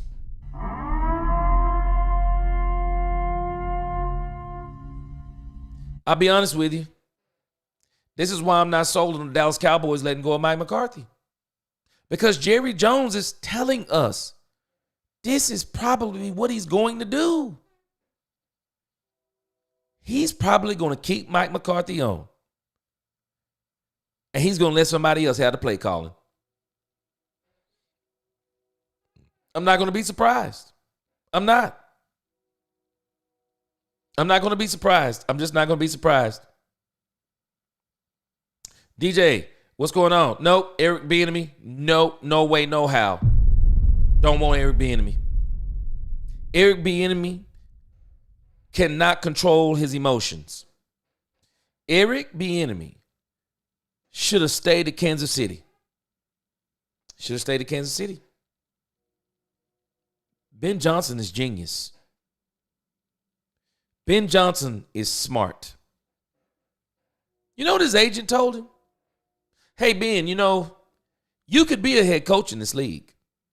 He's interviewed for jobs. He almost had the Washington Commanders job. But you know what else his agent is smart about doing? Don't you leave the Detroit Lions. Don't you leave until you get the job you want. Don't you go to college. Don't you go to another team for more money. You stay right here with the Detroit Lions and you keep doing what you're doing, because if we win the chip, you're going to be able to write your own ticket. Eric Bieniemy should have hung around and hung around and hung around until the right opportunity came and he could have got it. No. Eric Bieniemy can't control his emotions. He should have stayed with that winning team, and then he could have went where he wanted to go. No, stay there. Falcons have a lot of talent, but we are really trusting Kirk Cousins. Man, Atlanta ain't going nowhere, period. They're not going anywhere. They're not going anywhere. And definitely anybody talking about Jason Witten, ain't no way. Please, don't want him here. Get out of here. You ain't won nothing. Get out of here. Get out of here. We need somebody that's got some skins on the wall. Somebody that can overcome. They can overcome Jerry Jones. Lord Vaughn. Okay, you about to you hadn't been here. Welcome to the channel. We're about to get to the top 10. Golf is being carried by a well-built team. Man, derail. I wish I had that problem. I'd love to be on a team where all them players are that good. I'd love to have that problem. Man, Jared Goff got a problem everybody want. Chiefs going to get Pacheco back next week. Daniel, Pacheco come back healthy? All bets off. All bets off. Lord Vaughn, that's what I was saying earlier. Saquon's the best player on the team. But we're going to see what he really made of when y'all play the Lions, bro. The Lions is a different animal. They're a different animal. And everything I've seen from the Eagles, I applaud them for being 8-2. They're not ready. They're not ready for Detroit. Detroit a different monster. Detroit is a different monster. You know, it's funny. Houston has the rodeo and Dallas has the circus. You right on it. You're right on it. Jared says the media wants Dak Prescott to do what they feel Patrick Mahomes does and win by himself. And guess what? Patrick Mahomes showed us today he ain't been winning. Actually, Patrick Mahomes hasn't been winning by himself for the last 2 seasons. He's not doing it no more. And he's not going to be able to do it. And that's why they continue to put players around him. And they're smart and they need to keep doing it. You don't get a quarterback like Patrick Mahomes. You don't get a quarterback like Dak Prescott. You don't get a quarterback like Joe Burrow. You don't get a quarterback like Lamar Jackson, the Justin Herberts. You don't get those quarterbacks and say, do more with less. Do we realize the Dallas Cowboys is the only team that says that? They're the only ones that say that. All these other teams, they paid their quarterbacks and they went out and got players for them.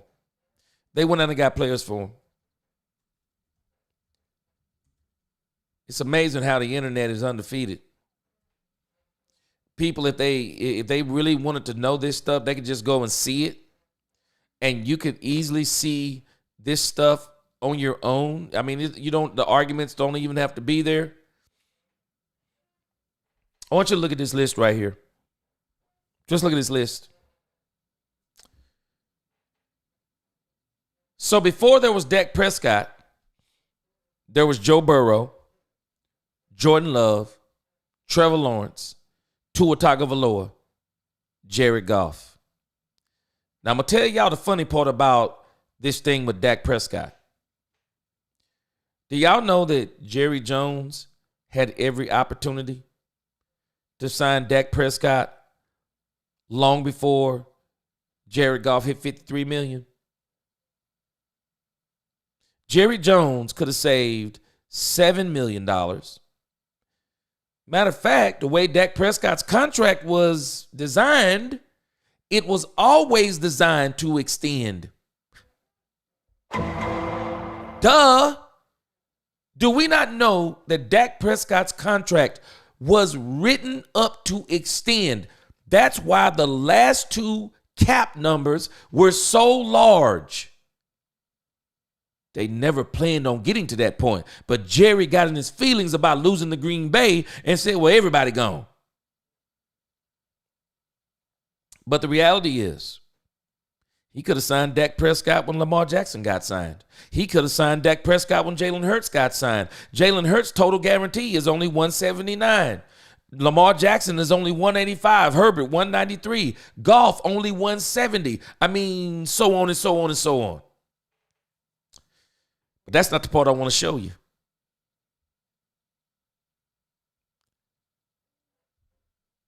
On offense, Dak Prescott has CeeDee Lamb. Tell me who else he has. Now, don't be delusional. Don't tell me it's because of the $60 million. Because we're $24 million under the cap right now. The Cowboys could have already did something right now with the $24 million. They also could have already flipped the switch on Trayvon Diggs. They will flip the switch on CD and Dak in the offseason. And the Cowboys are going to have in excess of $100 million under the cap. Because see, I'm going to prove to y'all. When they flip those switches, and they get that $100 million under the cap, you're going to see it's not the salary cap why the Cowboys haven't been doing anything. It's because it's Jerry Jones. But that's not even the part I want to show you. Dak Prescott has CeeDee Lamb. Do you know we can actually go down the line on all of these quarterbacks? And do you know what they all have? They all have more weapons than Dak Prescott. Every last one of them. As sad as Joe Burrow's line is, Jamar Chase is officially in my top 3. Justin Jefferson is number 1. Jamar Chase is number 2. Jamar Chase different. Jamar Chase is tearing this league up right now. Joe Burrow and Jamar Chase are tearing this league to pieces. And now T. Higgins is back. Could you imagine if Dak Prescott had CeeDee Lamb and Amari Cooper now with CeeDee Lamb, prime CeeDee Lamb?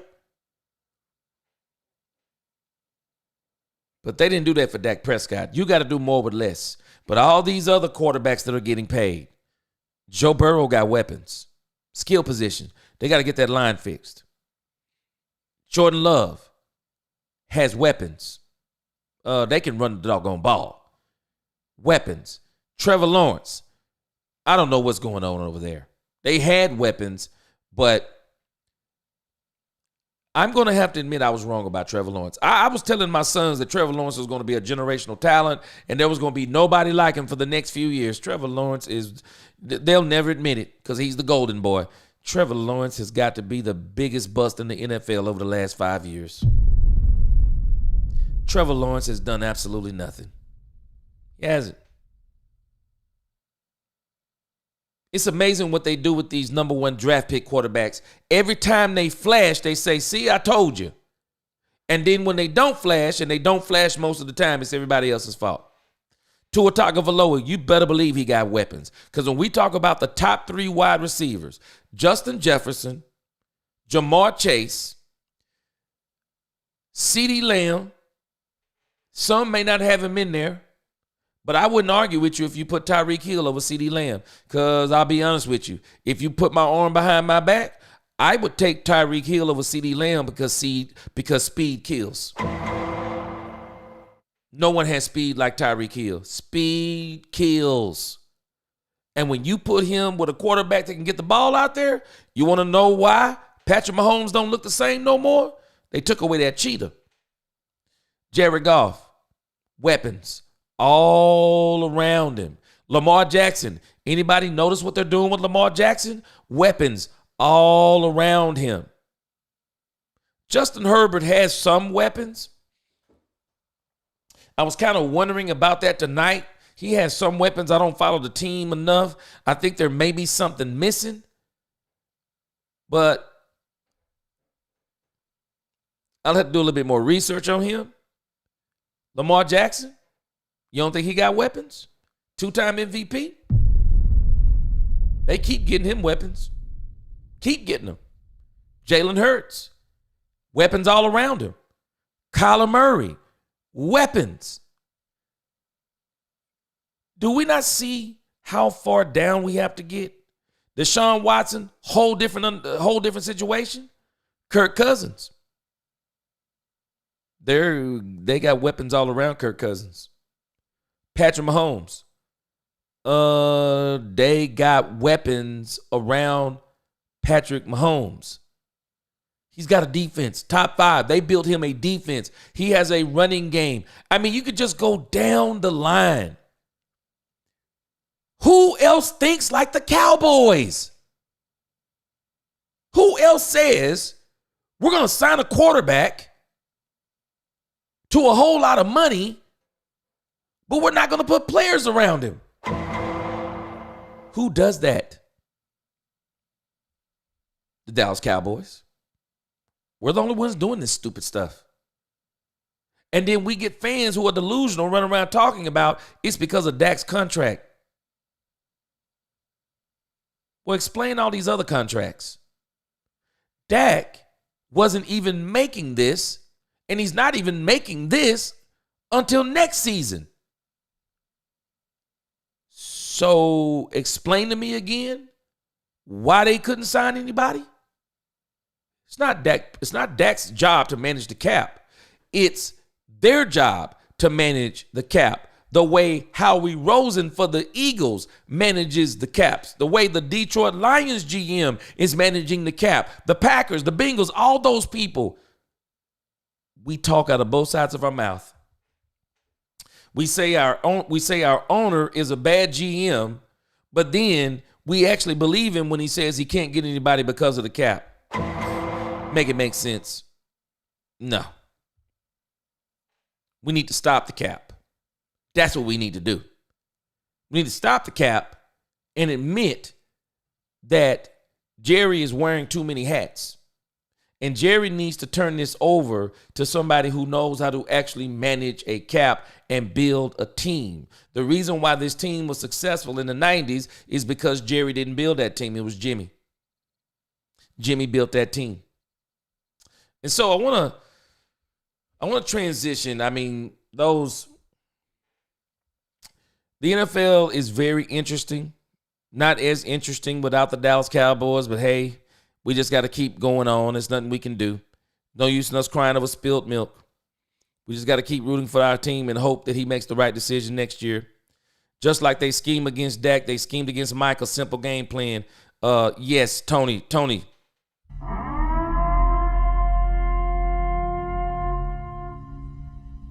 See, people won't give Matt LaFleur for the Green Bay Packers credit because we think we're the creme de la creme and that our problem is Dak Prescott.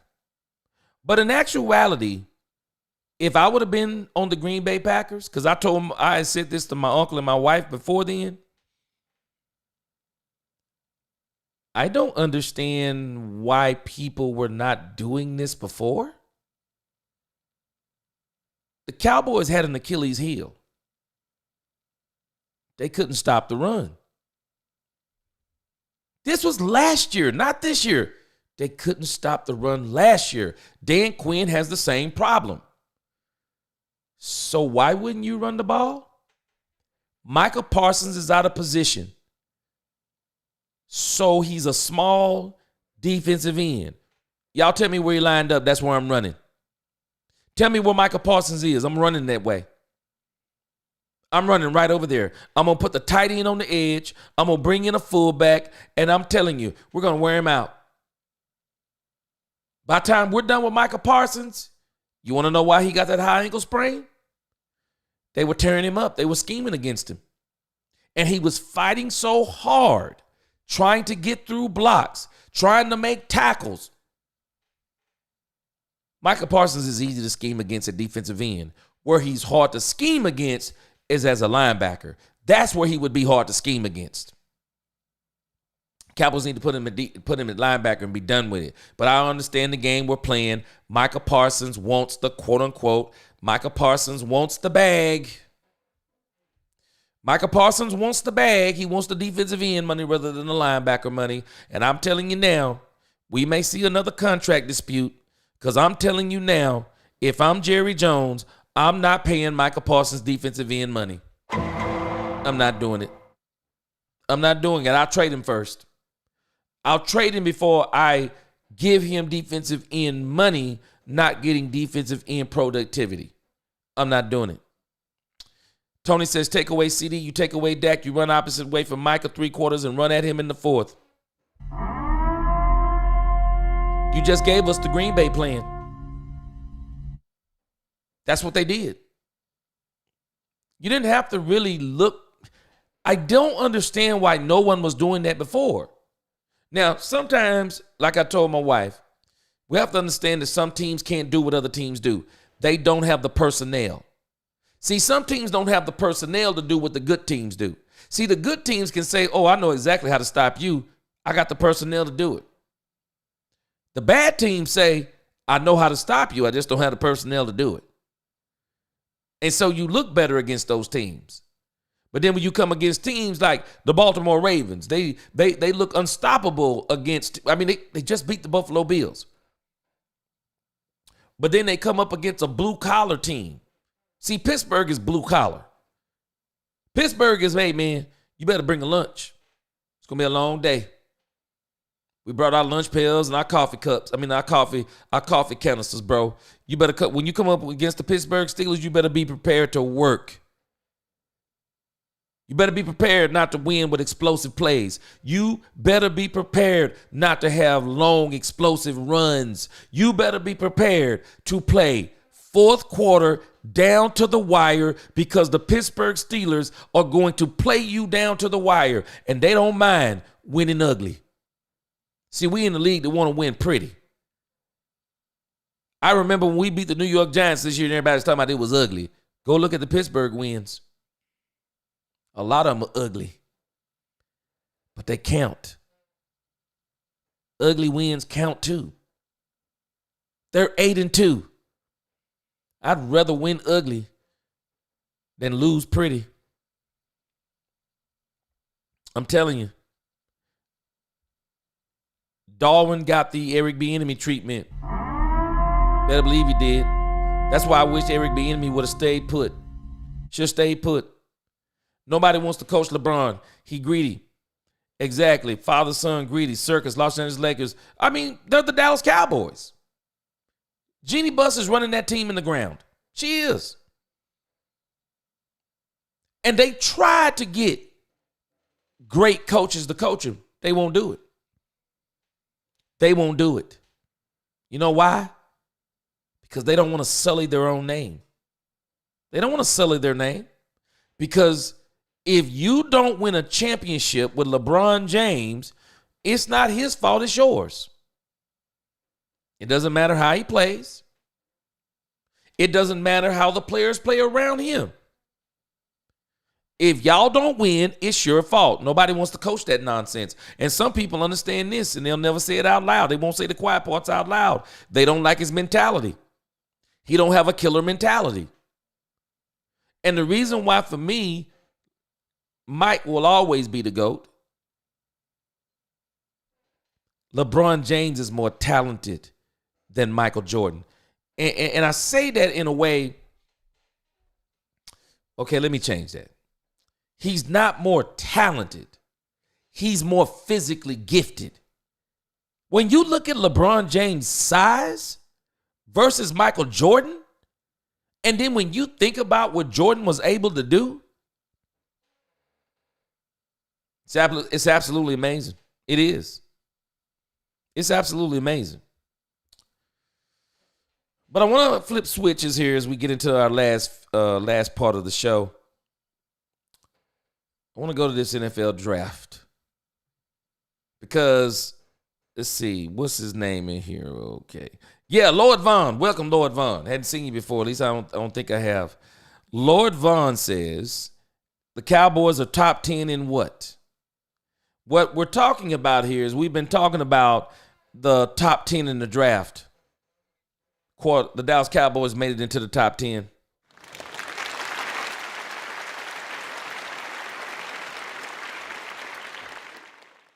And I got a strange feeling. But you know the hard part for the Cowboys is going to be? I think right here, 6, 7, 8, it's going to be a gridlock. Because even if the Cowboys lose and go to 3 and 7, they still are not going to move a spot. I don't think they're going to move a spot because I'm thinking that Carolina may have the tiebreaker over them. Yep, I think they have the tiebreaker. See the win percentage? 300. So the Cowboys will probably go to 300. They're 2 games behind. I think the Carolina Panthers are still going to be number 8 even if the Cowboys lose. And so the problem is I was looking at these games, and so, of course, who didn't know the Detroit Lions are going to beat Jacksonville? I mean, you can't even get credit for calling that one. The New York Giants were on a bye week. Tennessee, who didn't know Minnesota was going to beat Tennessee?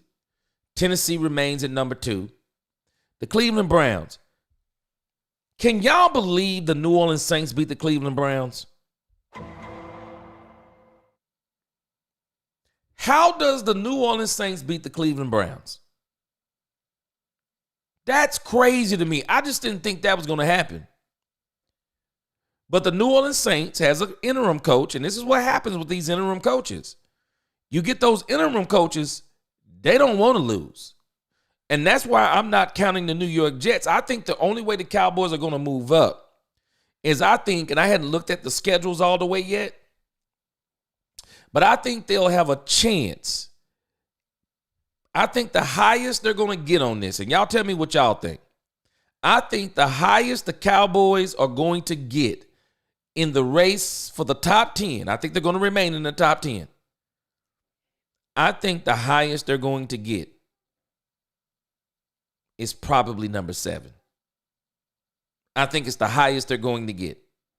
Because I think right now, I think the Jacksonville Jaguars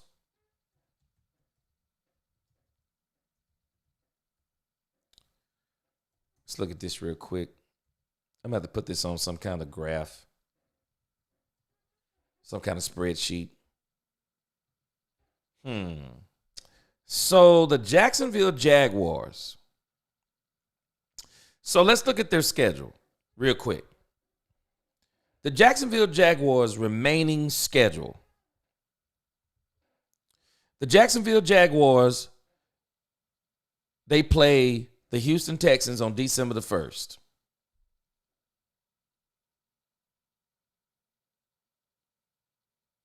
Pretty sure the Houston Texans are going to win that game.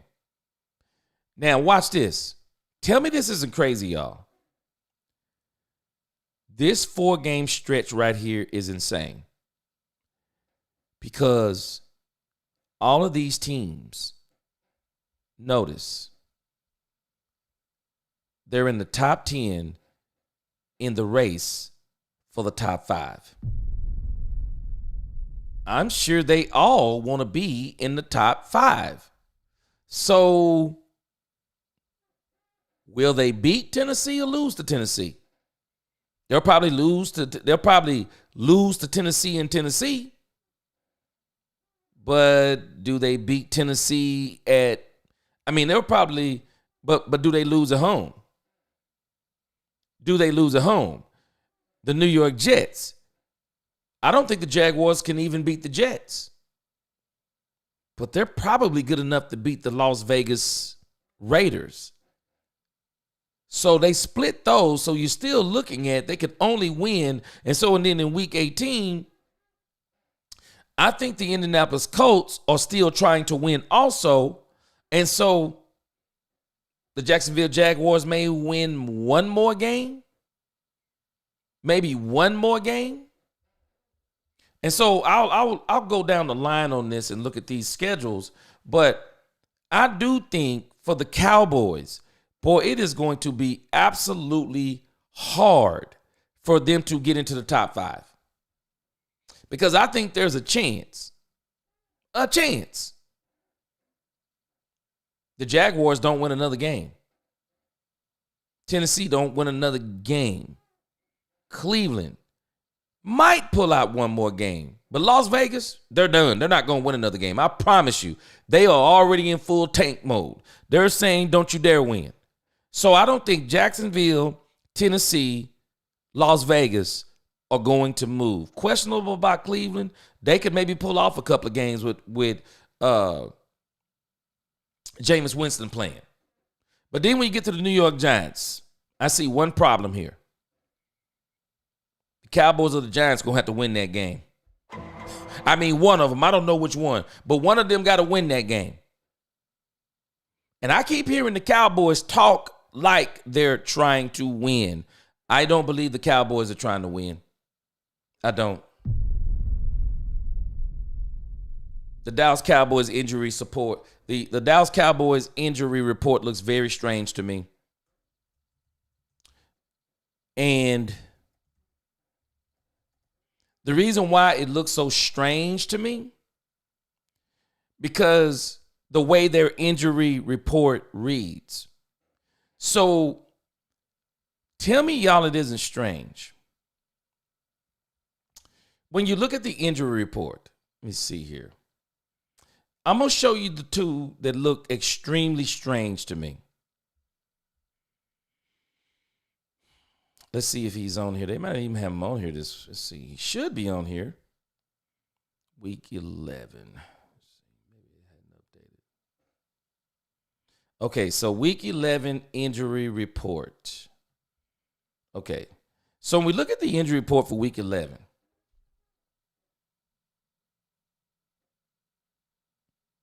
and they haven't even updated it, but this is fact now. One, when did Jordan Lewis get hurt? That's strange to me. When did Jordan Lewis get hurt? I'm telling y'all, Jordan Lewis has been the Cowboys' most consistent secondary player. And it is absolutely going to hurt them to not have him playing. And the other one, well, they said that the CeeDee Lamb injury, they said it just came out of nowhere. He had an AC joint injury. He had an AC joint injury, and all of a sudden his back is hurting. Now, it says here that Mike McCarthy is optimistic that CeeDee Lamb is going to play. But how good will he play? How much will he play? And then we got Hunter Lipke. Hunter Lipke came out of nowhere. And they're saying he has a calf injury. And it's just like, to me, it's like they don't want to, I don't know. These injuries are strange to me.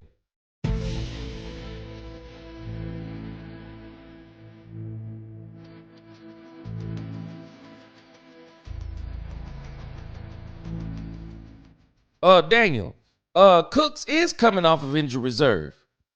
Now, we hadn't heard anything about DeMarcus Lawrence, but Cooks is coming off of injury reserve. And they're talking about Cooks, Mingo, and CeeDee Lamb being on the field at the same time. And this is even more confusing to me because I'm like, okay, are we trying to give the appearance that we're trying to win and we're not going to try to win? Or are we going to start winning some games? I don't know. This is all strange to me. Jerry tried to get cute the last time with Dak. That's why Dak signed a 4-year deal. He wasn't taking 5, and here we are again.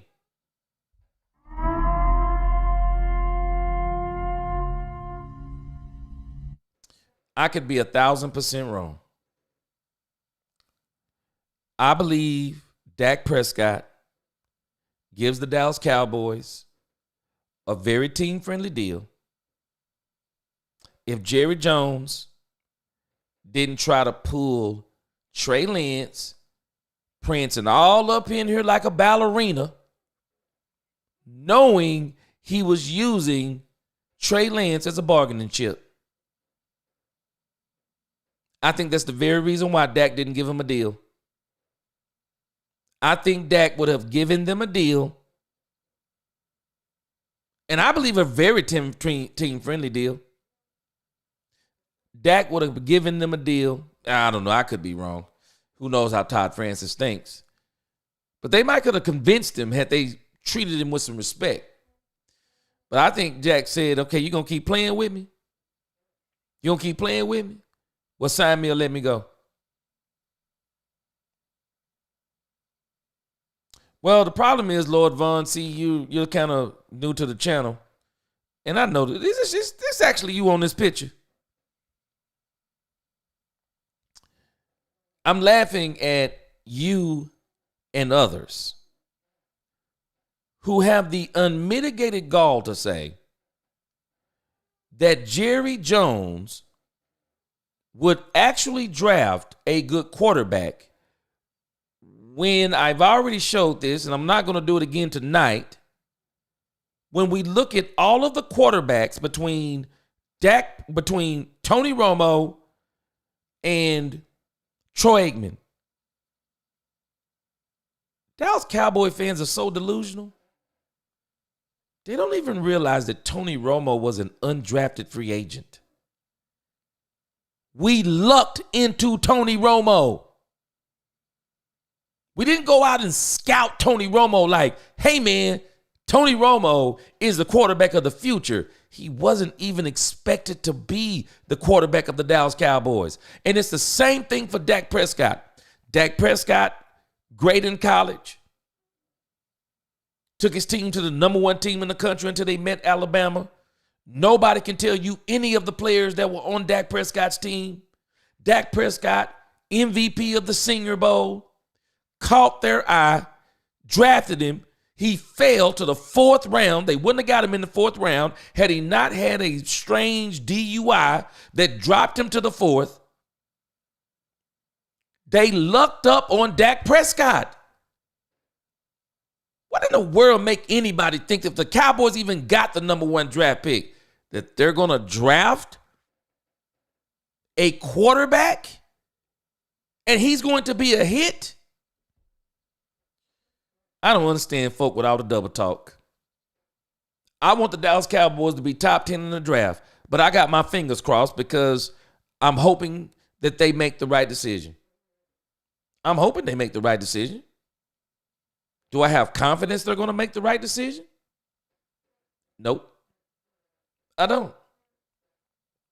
But maybe if they get a high enough pick, they can't mess it up.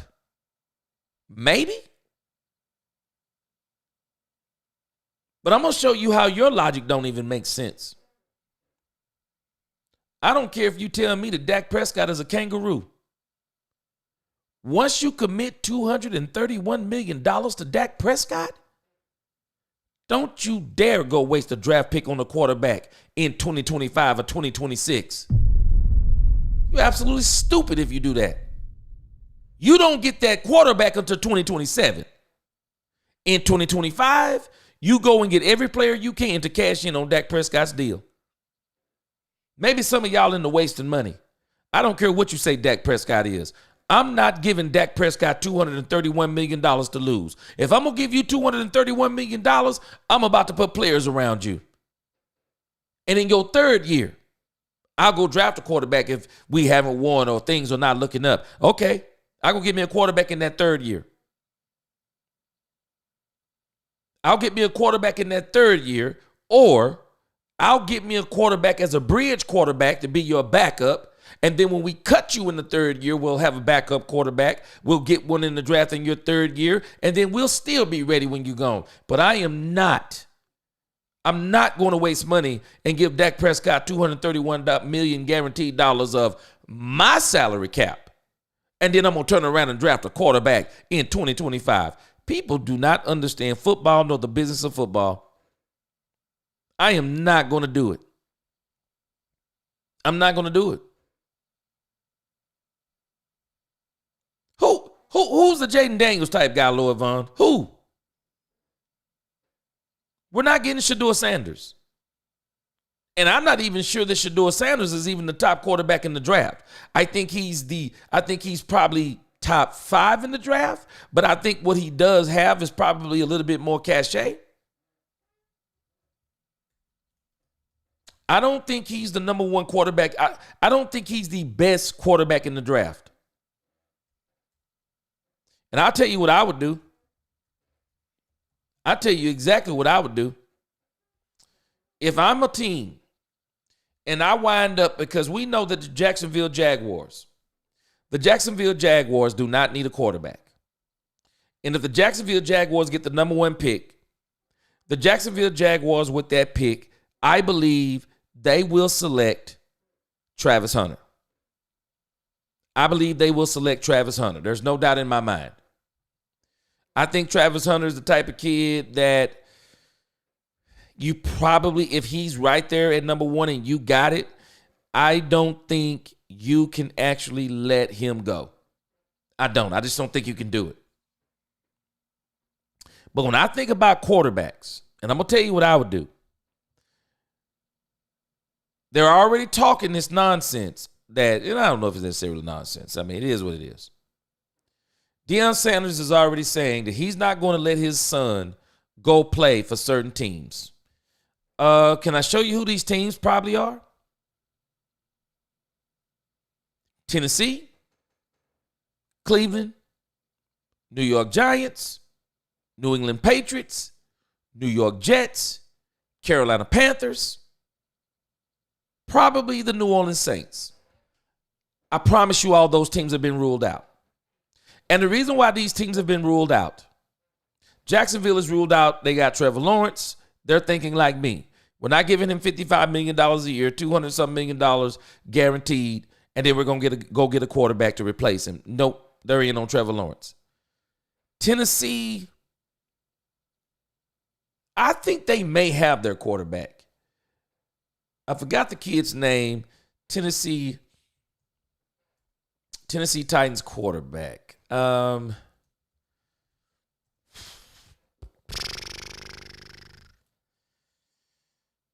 Okay, Will Levis.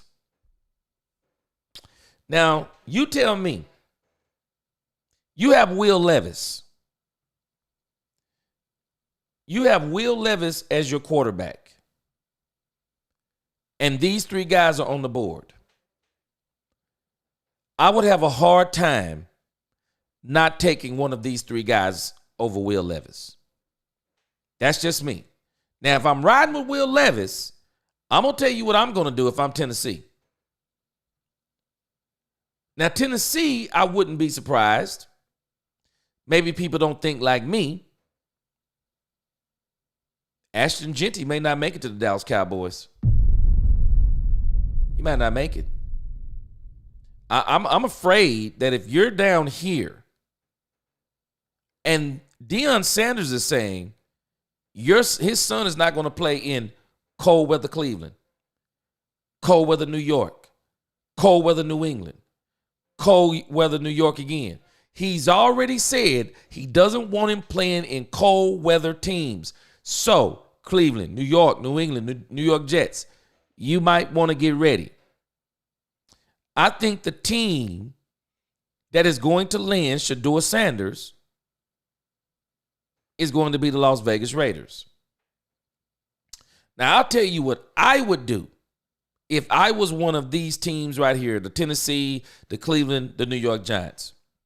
While Deion Sanders may say he's not going to let Shedeur play at any of those teams, what he doesn't get to control is whether or not those teams draft Shedeur Sanders.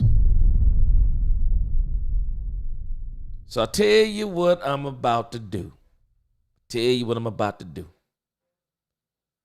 I'm going to go to the Raiders and I'm going to tell them, hey, Raiders, Sanders has already said that he's not going to let Shedeur play for us. I tell you what we're going to do. We're going to trade back. And we're going to take your number one this year.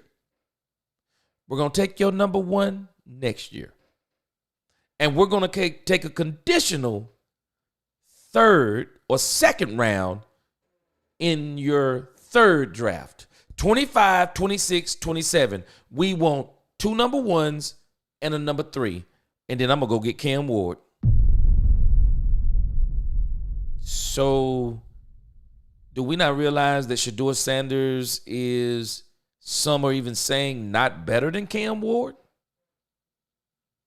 And when you look at how they're ranked, are you really going to be missing much going with Cam Ward? I think both of these guys are outstanding. I would rather give up Shedeur and get more draft capital, especially if I don't have the draft capital. If I'm trying to build my team, I would rather get more draft capital than take Cam Ward. And some people saying Quinn Ewers is good here. Now, if I'm up there in the draft, I'm probably not going to go past number 3. I'm probably not going to go past. Oh wait, hold on. Jalen Milroe from Alabama. I would take him in a heartbeat. I'd take him in a heartbeat. Some of y'all may know something more about these other quarterbacks. I haven't started digging in yet. I'm not going to really be digging into the draft until the season is over. But if I'm those teams, I'm taking those quarterbacks. And so for the Dallas Cowboys, they're not going to get up in here. I don't think they can reach in here. And for me, I'm cashing in on Dak Prescott's contract. To give Dak Prescott that kind of money and then turn around, and you're telling me you're going to give him that kind of money, and then you're going to go get another quarterback this soon, no, I got to wait a couple of years. I'm cashing in on Dak Prescott's contract. I'm not doing it. And I'm pretty sure that's exactly what the Dallas Cowboys are going to do, because if anything, we have to understand that when they start making these signings,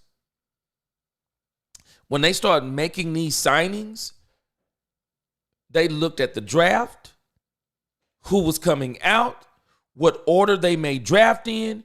They're looking at all of this stuff before they sign Dak Prescott. You don't sign Dak Prescott without knowing what's coming out of the draft. Because if the Cowboys thought they could have got the number 1 draft pick, they probably would have said, okay, Dak, we're going to let you walk.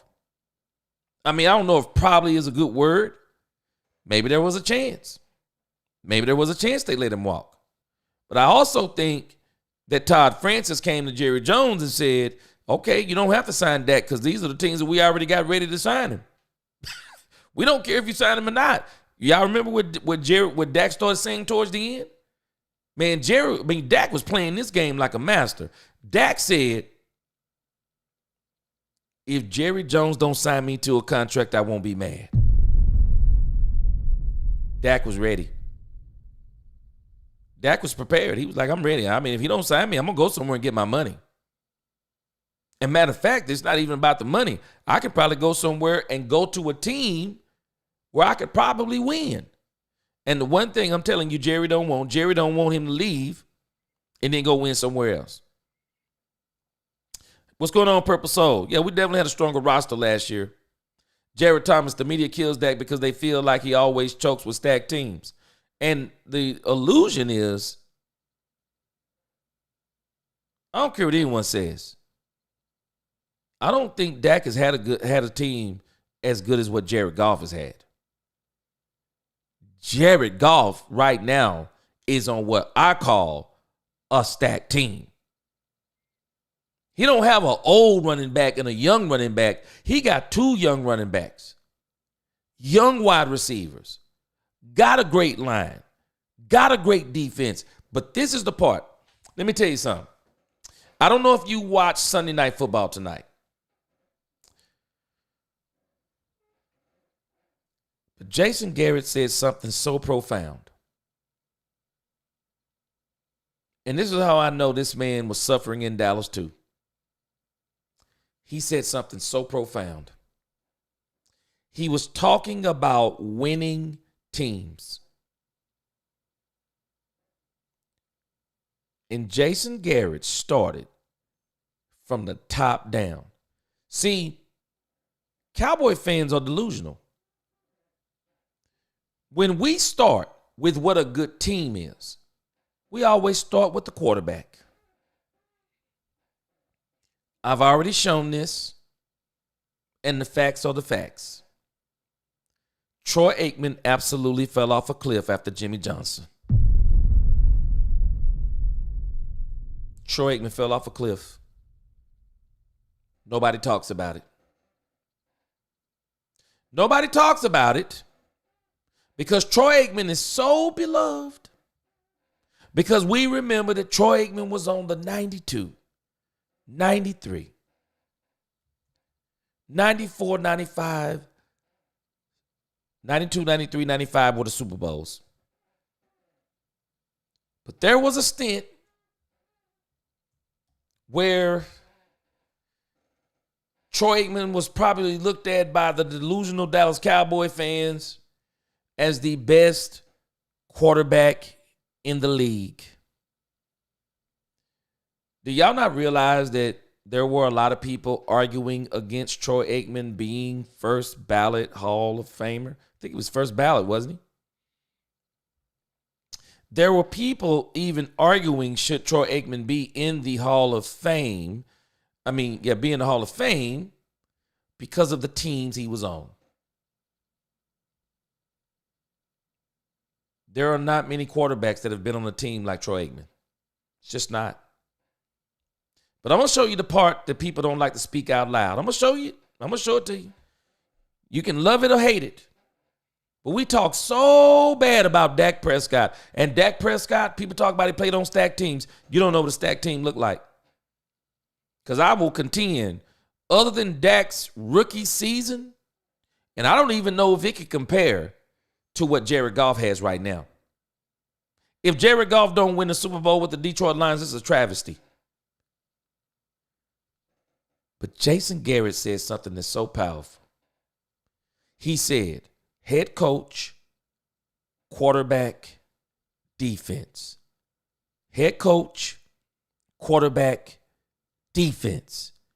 Head coach, quarterback, defense. Tell me when we had the quarterback. Tell me when we had the head coach. Tell me when. Tell me when we had the head coach. Tell me when we had a head coach. Tell me. Do y'all know Tony Romo actually had an advantage that Dak Prescott didn't have? At least Tony Romo did play for Bill Parcells. And I know we say, well, Mike McCarthy's won a Super Bowl. Yeah, he's won a Super Bowl. But if you look at what he's done, what he's doing right now is what he did with the Green Bay Packers, and that's what got him fired. But I'm going to show y'all again because some of y'all ain't going to believe. Even if I show you, you're not going to believe. Coaching matters. Coaching absolutely matters. There's a reason why Troy Aikman was so mad when the Cowboys let go of Jimmy Johnson. Because after Jimmy Johnson, Troy Aikman fell off of a cliff, and so did the Dallas Cowboys football team. So watch this, y'all. For Troy Aikman, because he's so beloved, we're going to move the goalposts for Troy Aikman. I'm going to show you what I showed again. I'm going to show this again in the future.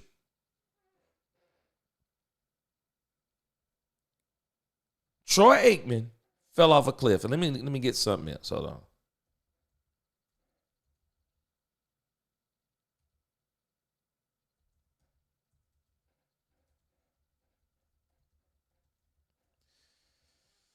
So, Jimmy Johnson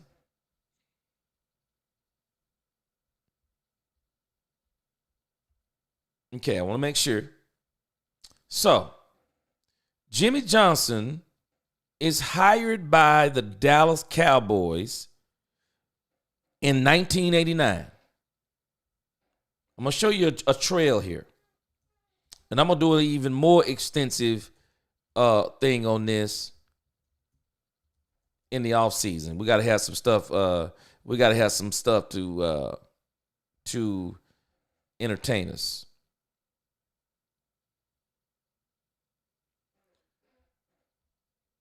I'm gonna show you something that we don't want to admit. Let me show you the bridge trail. So when we look at Troy Aikman, 1989 looks like the year that the Cowboys drafted Troy Aikman. You want to know what happened in 1989 also?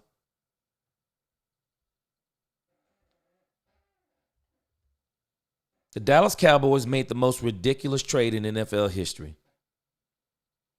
The Dallas Cowboys sent running back Herschel Walker from the Dallas Cowboys to the Minnesota Vikings, including Walker in a transaction involving the San Diego Chargers. The trade eventually involved 18 players and draft picks. At the time of the deal, the Cowboys were one of the worst teams in the league. The team finished the 1989 season with its worst post-merger record, 1-15.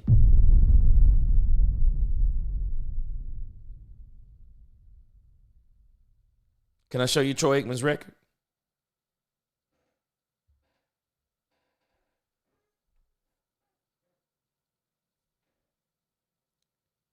Jimmy Johnson and the Herschel Walker trade changed life for Troy Aikman.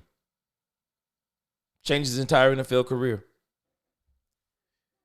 Troy Aikman went 0-11 in 1989, 7-8 in 1990, 7-9 in 1991. And if I'm not mistaken, 91 might have been the year. One of those seasons, Troy got hurt and he was battling Steve Berline. Steve Berline, if I'm not mistaken, was his name. He was battling Steve Berline for the starting job. He went in 1992, 13-3. Y'all see the jump they made? Those Herschel Walker trades started kicking in. Jerry started bringing in players. They put a line in front of him. They got Emmitt Smith. They had Michael Irvin. They had Alvin Harper. They had a top 10 defense on the other side of Troy Aikman. And Troy said it himself. They jumped from 7-5 to the Super Bowl the next season. And Troy Aikman said we were ready a year earlier than everybody thought we were going to be ready, because everybody thought it was going to take us another year. 1993, they thought we were going to get to the Super Bowl, but we actually got there in 92. And they won the Super Bowl. He was 13-3. 1993, 11-3. Won the Super Bowl.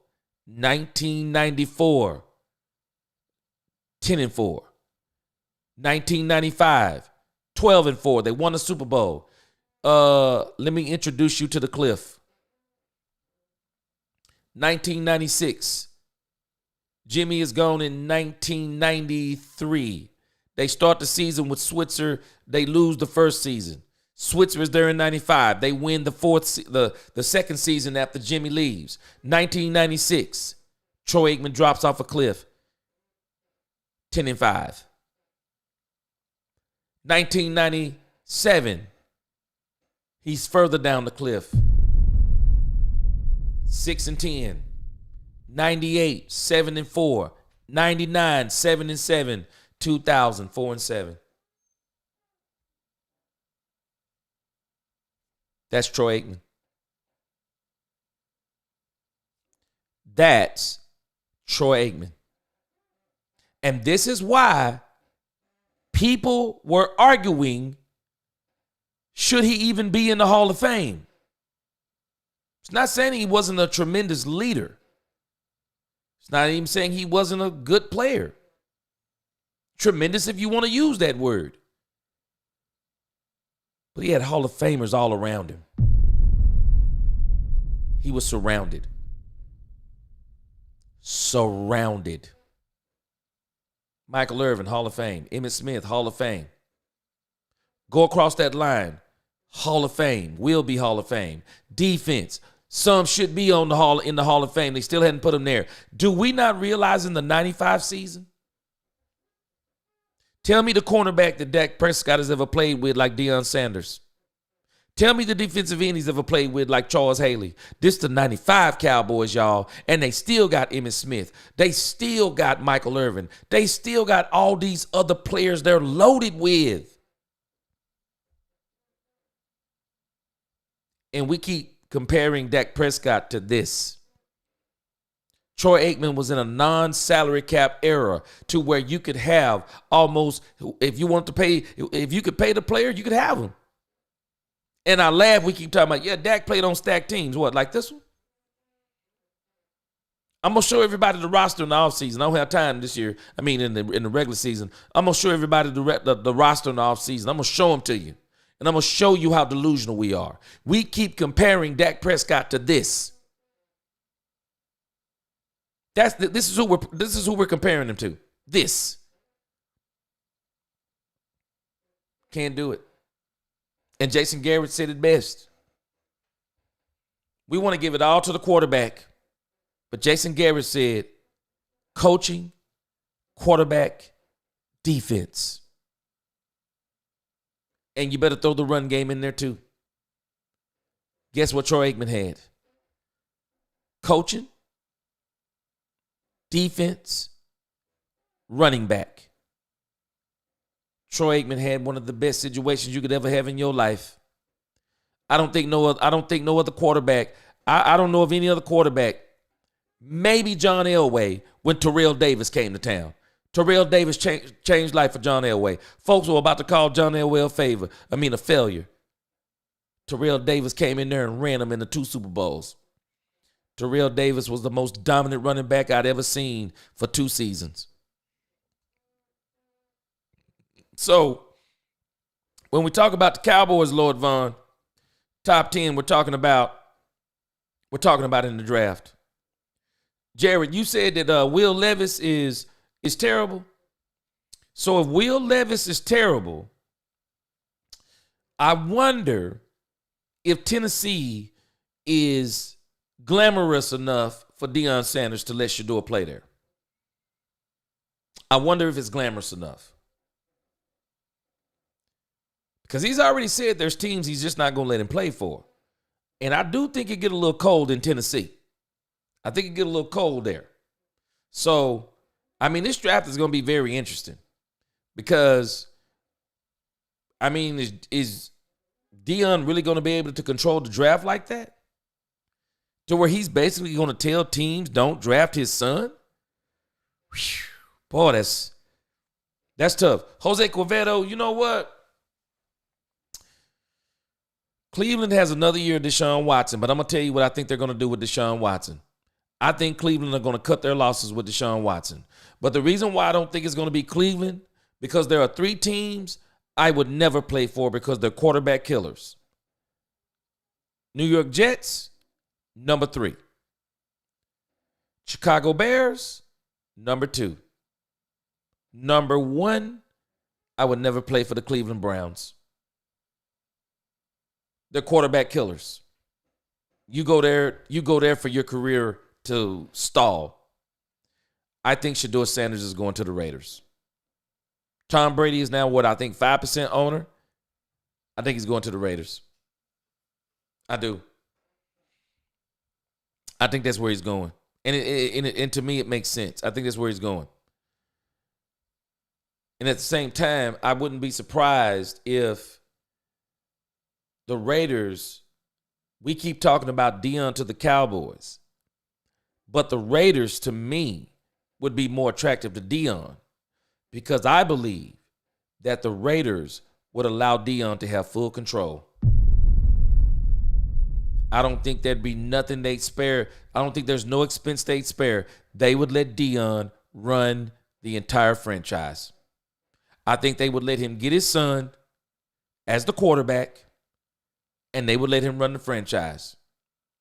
I mean, Deion Sanders changed the whole culture at Colorado. I mean, Deion Sanders is the epitome of the 90s Cowboys. They partied hard, they played hard, and they won big. When you can do those 3 things, I have no problem.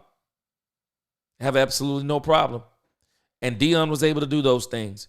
And if you look at what they're doing, they had a rap concert after the game in the locker room.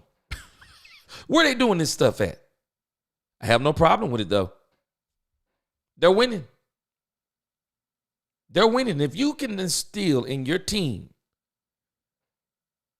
you play hard, you win big. You play hard, you win big. You play hard, party hard. You better win big. You play hard.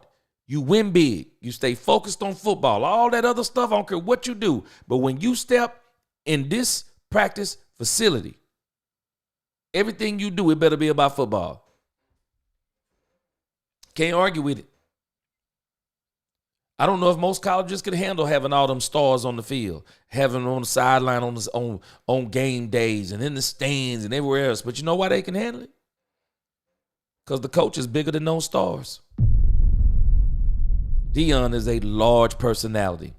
And I do think that if everything was perfect, I think the Dallas Cowboys, I think that Deion will be a good coach for the Cowboys because Deion knows X's and O's. And Deion wouldn't try to do anything himself. Only thing Deion would do in Dallas is he would try to bring in the best coaches he could bring. That's all he would do. He would try to get the best coaches he could get, best position coaches, best offensive, best defensive coordinator. And then he would try to get players. And I bet you this, if Deion came to the Dallas Cowboys, there are probably players that would give the Dallas Cowboys discounts to play with Deion Sanders. I do. But I don't think it's going to happen. I think Deion Sanders is way too happy at Colorado. And I don't understand why he would even want these headaches. I don't even know why he would want these headaches. Dak doesn't look like Romo, Troy, or Roger. Always going to be an uphill battle. Uh-oh, I know what you're talking about. I don't know, Tony Simmons. I can tell you this. It needs to be studied why people hate Dak Prescott. Dak Prescott is going to own every record in the Dallas Cowboys uniform by the time he's said and done. And I think if Jerry will get him the players, he'll hoist that Lombardi. Daniel M. says, I was born in 95 when my dad held me as a baby, and we won that Super Bowl back then because we played with heart and toughness. They overcame Barry Switzer, but they could only do it for so long. That's why Troy Aikman fell off a cliff. By the third season, Jimmy was gone. If I'm not mistaken, I thought the Cowboys got beat by an expansion team. Wasn't that the Carolina Panthers that beat them in the playoffs? But the Cowboys were a shell of themselves after Jimmy. They got that one in 95. They were done. And Troy Aikman fell off a cliff. He did. Folk don't understand. Coaching matters, man. It does.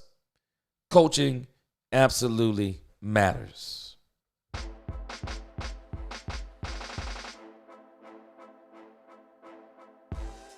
Cowboys, man, they're in the top 10. They're in the top 10. Top 10 in the draft, that is. And I believe when it's said and done on Monday night, it's amazing to me. People are hoping for a miracle. They're saying stuff like, what if the Cowboys win? Yeah, what if I win the lottery too? We got to understand something, guys. The Houston Texans are actually playing for the playoffs. They're playing for the playoffs. And we're playing for top 10 in the draft. You tell me who you think gonna be the hungriest. Because I think the Texans are sitting here at number 4. And they need to keep winning. Even though the Colts are 5-6. The Texans don't want to lose and be 6-5. And then that means that the Colts will start smelling blood because they'll only be one game behind the Texans. The Texans are in play, and I'm not saying they're in playoff mode, but they're going to be chasing the playoffs. And I just don't know, Freddie. I think some of the things you say are great, and I just wonder. I don't think the Cowboys. I just don't think they're playing on that level of we got something to prove. We're not going to lose at home again. We're going to do whatever we can do to win. It's like, to me, they're all reading a script. They're reading a script of some sort because they all keep saying the same thing and they're getting the same result. I'm not believing it. Cowboys will continue to be in the top 10. And we'll see if they move into the top 5 because, man, I'm telling you, if the Cowboys move into the top 5, this league's going to go crazy. Who knows what they'll do if they get in the top 5? I mean, I don't know. I don't think they're going to take a quarterback. And if they can't get Travis Hunter, and if I can get Ashton Genty in the late to mid of the first, well, now I'm going to trade. If I get in that top 5, I'm going to trade that first round draft pick, step back, and I'm going to get me a first rounder and get Genty this season. And then I'm going to get your first round next season and the season after that. I would. That's what I would do. Appreciate you, Tony. Yeah, I'm about to get out of here. You have a great night. We'll be back tomorrow. We'll probably be back sometime tomorrow around noon.